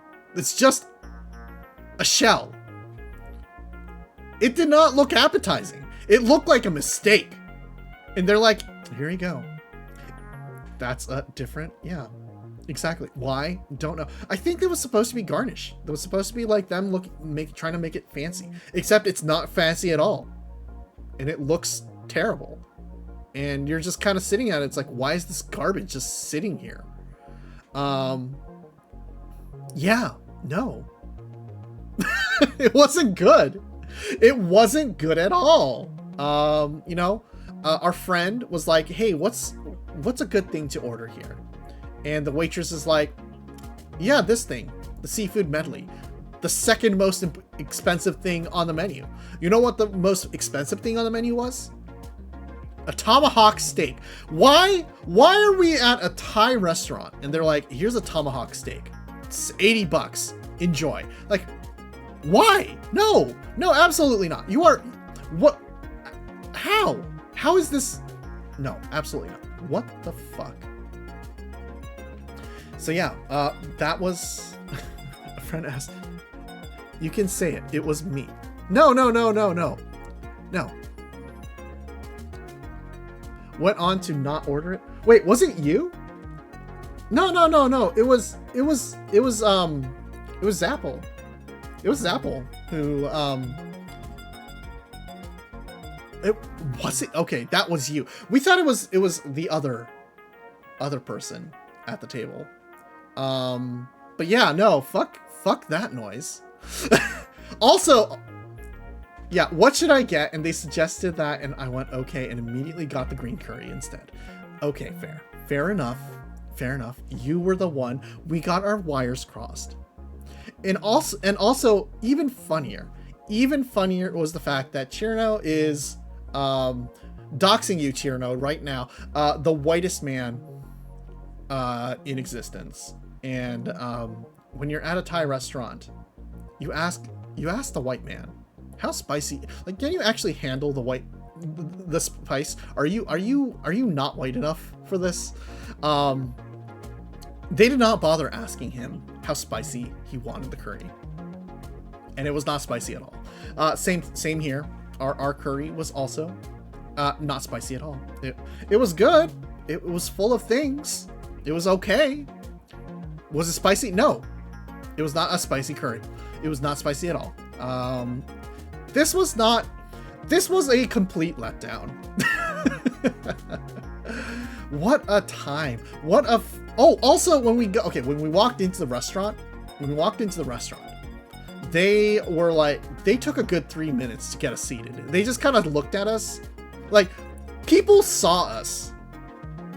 The wait staff saw us and they were like, okay, we're not going to talk to you. Bye. And went back inside. It was like really awkward. The service was terrible and the food wasn't that great. And most funny of all was the fact that they had all these big screens showing off appetizing food, Asian food in the background. And like, usually they show off like, you know, street food and all that. And I'm sure that like at the very beginning of the night when they started queuing up the videos, not very Thai hot, not very hot. No, absolutely not. Even funnier was the fact that they had this TV showing off, you know, street food and all that. And I'm sure that they started with Thai food at the very beginning of the day, right? But as the YouTube algorithm kept showing other videos, and cycling through whatever the algorithm was like, oh yeah, these are appetizing Asian street foods. They eventually got, well, like by the time we were there, they were showing Korean food. That's kimchi and congee right there. Don't know why. It's fine. We're sitting there like, why are we sitting in a Thai restaurant watching them make, why are they making kimchi? It was really funny. It was not good. It was not good. This place was a hot mess. It was not great at all. And, you know, honestly, we're just sitting here. Which brings us back to the point. That despite everything, out of everything that happened during this trip, including the racist bakery with the US Border Patrol flags, the best food we had was at the gas station Mexican restaurant. That was the best food we had outside of food we made ourselves. Okay, that's true. We did have very good, you know, charcuterie board and like the Costco rotisserie chicken with salad. That was fine. That was good. That was, you know, that was lovely to have. And, you know, yeah. Shout out to Dino Restaurant. Saved the entire trip. Otherwise, racism. You can't eat the cacti, unfortunately. And then, you know, finally, oh God, there's so many cactuses. And then they got my order wrong here. And so we finished this off with the most mid-Thai food ever created. This was our trip, folks. Oh yeah, they had the paella there too. It's like, you have that here? Okay, let's go for it. You know? What about the gelato? The gelato was also good. Gelato is not a meal. Gelato is a little snack as a treat. It's totally different. It is totally different. Completely different. Yeah, that was our trip. And so we have realized that the 5-star treatment of a Thai restaurant in Palm Springs, Indio area is a 5-star rating by predominantly white boomers who are too probably drunk to know what they're talking about and possibly too racist to understand what spice is. They are probably the kind of person who would think our food sucks, we should go invade another country and then not bother to actually use any of the spices they got from invading that country. That was our experience.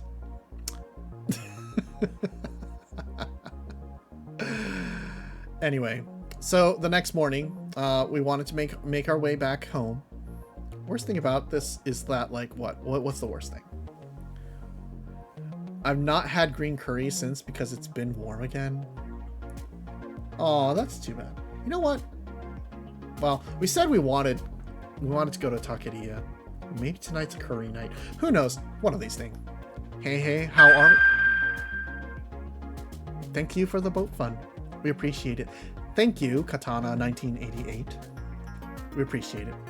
How are we? We are doing okay. We are doing much better now that we are no longer plagued by very mid-Thai food. We are back. We are going back. We are going back home the very next day. It's the morning. It's going to be another 10-hour drive. We have a friend. We now have acquired a new passenger in our car that requires us to go an hour out of our way to drop them off at their house, somewhat in the vicinity of where we live, but also just inconvenient enough that it's an extra hour's drive. Yeah.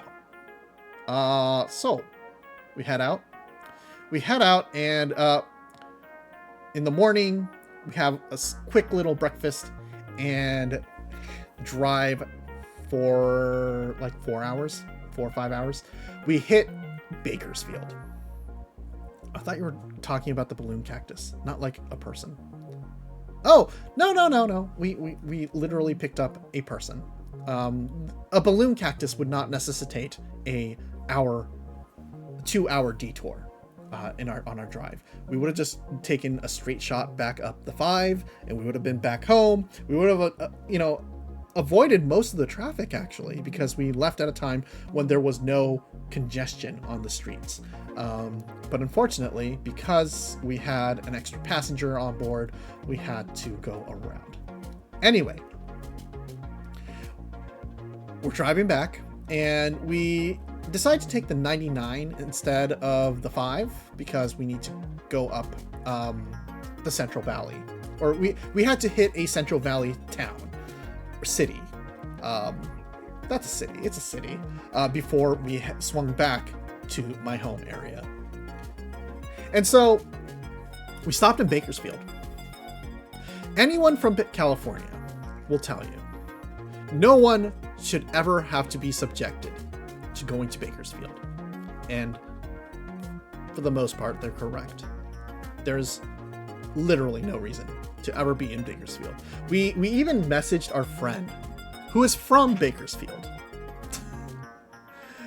And their immediate reply was, I'm sorry, but also the food slaps. And we were like, yeah, the food fucking slaps. Enter Birria Brothers Birria Tacos. Holy crap. And Birria, burritos. God, that was good. Once again, Mexican food was the life-saving force on this trip, because every single time we had a burrito, we were impressed, we were happy, we were sated, we were excited, we were happy. Look at that burrito. Yeah, honestly, they did the fucking presentation half slice again here, but also this was wrapped and everything didn't spill out the moment we opened it. So, Viva Mexico! Yeah, Viva Mexico! Started and ended with a good burrito. Honestly, yes. Oh, God, that was... Honestly, we would drive back down to Bakersfield, California, if it meant we can have another solid fucking birria taco. Actually, you know what? Honestly, we kind of should have gotten tacos. It was Taco Tuesday. And we didn't even think about it. We were just like, no, I'm not feeling tacos. I'm thinking we want like a burrito. A burrito's always good. But then like later as my friend's eating a taco, she's like, oh, this was pretty cheap because it's Taco Tuesday. And we're like, shit, it was Taco Tuesday. We should have fucking had tacos. Anyway, if you're ever in Bakersfield, Birria Brothers, check them out. Beautiful place, delicious. It's outside of a container truck. Don't worry about it. Everything looks sus, but it's fine. Parking around the back, it's cool. A burrito will hold you better in a long drive. Yeah, exactly. This was a great decision. Also, because we couldn't figure out where to go eat while we were driving, because we're driving, we were asking where the fuck we're going to our 2 passengers in the car, who are arguing and looking shit up on Google, and you should go here. I'm like, okay, just make a decision. Are we getting burgers? Are we getting tacos? I don't care. Just pick a place, and we will drive to that general location. That's all it'll take. That is all it'll take. And they chose well. This was a good burrito. This was a good birria. Oh man, kind of want. Yeah, you know what? We're getting hungry. We are getting hungry. Anyway, we drove our friend home, and then we made our way back. Our friend who is from Chicago needed to also head back, but that would have added yet another hour, possibly even 2 hours to our drive. And they were very, very gracious to not force us to do that drive. So we dropped them off at a train station, and they went off on their way. But before that, we did, as thanks for just taking one for the team and taking the train back home instead of me driving them all the way back to where they were staying. We did treat them out to some food, and that is a fried chicken sandwich with some coleslaw.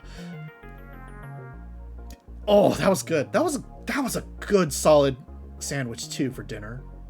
honestly, like Southern comfort food. Oh, ooh, that was a solid shot. That was a solid decision on our part. Yeah. Oh God, we're getting hungry. We've been yapping for what 3.5 hours, and we are getting hungry. It is 5 o'clock.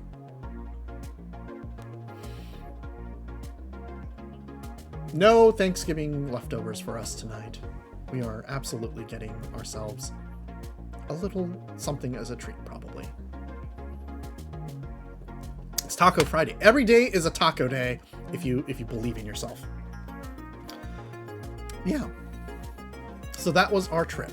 That was our trip. By the way, we did we did like all this driving, right? We drove 1,200 miles. 1,200 miles for all of this. Absolute nonsense. Our poor Subaru. Well, not really poor. Our good little Subaru did its job, and that was good.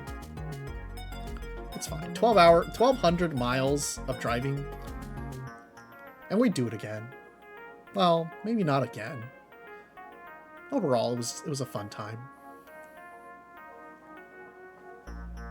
That's really it. Really, that's the entirety of this wonderful presentation. We are out of slides. This was the lovely. Yeah. This is where we're at. This is where we're at. How'd you enjoy it? How do you appreciate this wonderful time of us going out and learning about things? Turning back all our stuff back on so that we can effectively. Yeah. That was a fun time, and thank you all for sticking around. Is there anything else to really relay here? Yeah. It's actually really nice. Thank you. Oh, thank you. Appreciate it.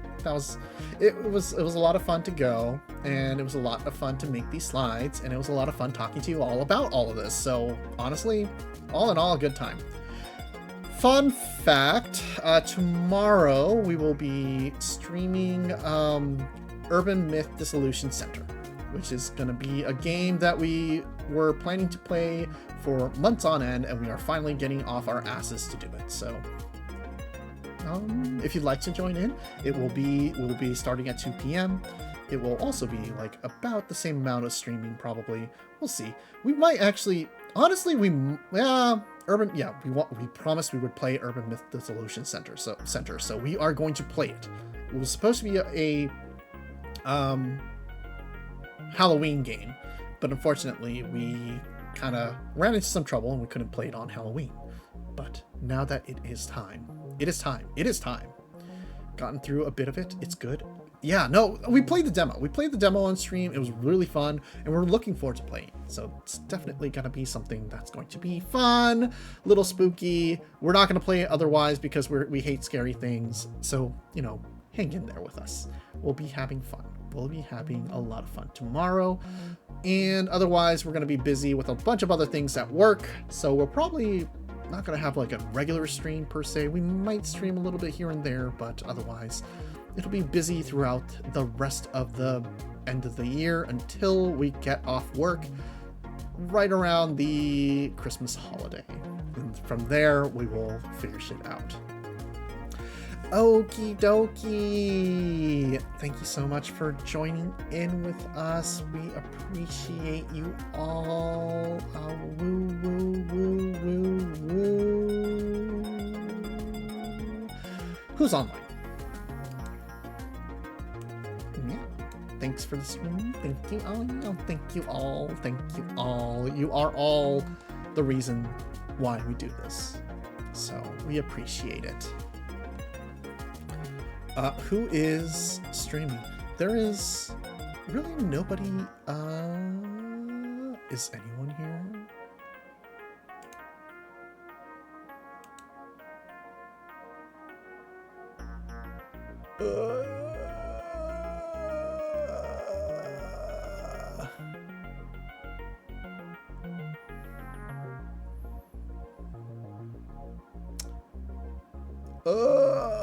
Do we want to raid? Are we gonna be a little bitch? We might be a little bit of a bitch. Everyone we know has stopped streaming for the most part, except for like a few people who are like cool, but like also were like intimidation. But you know what? No, we're going for it. We're going to dock. We're gonna raid.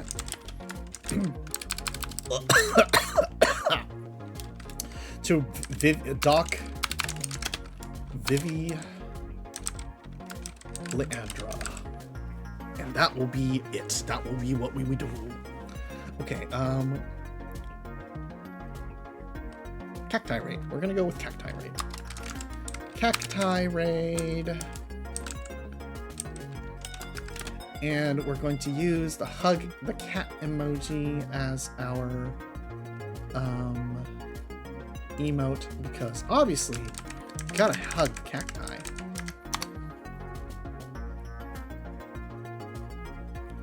Yes, Vivi is playing Battletech, which I'm sure is fine.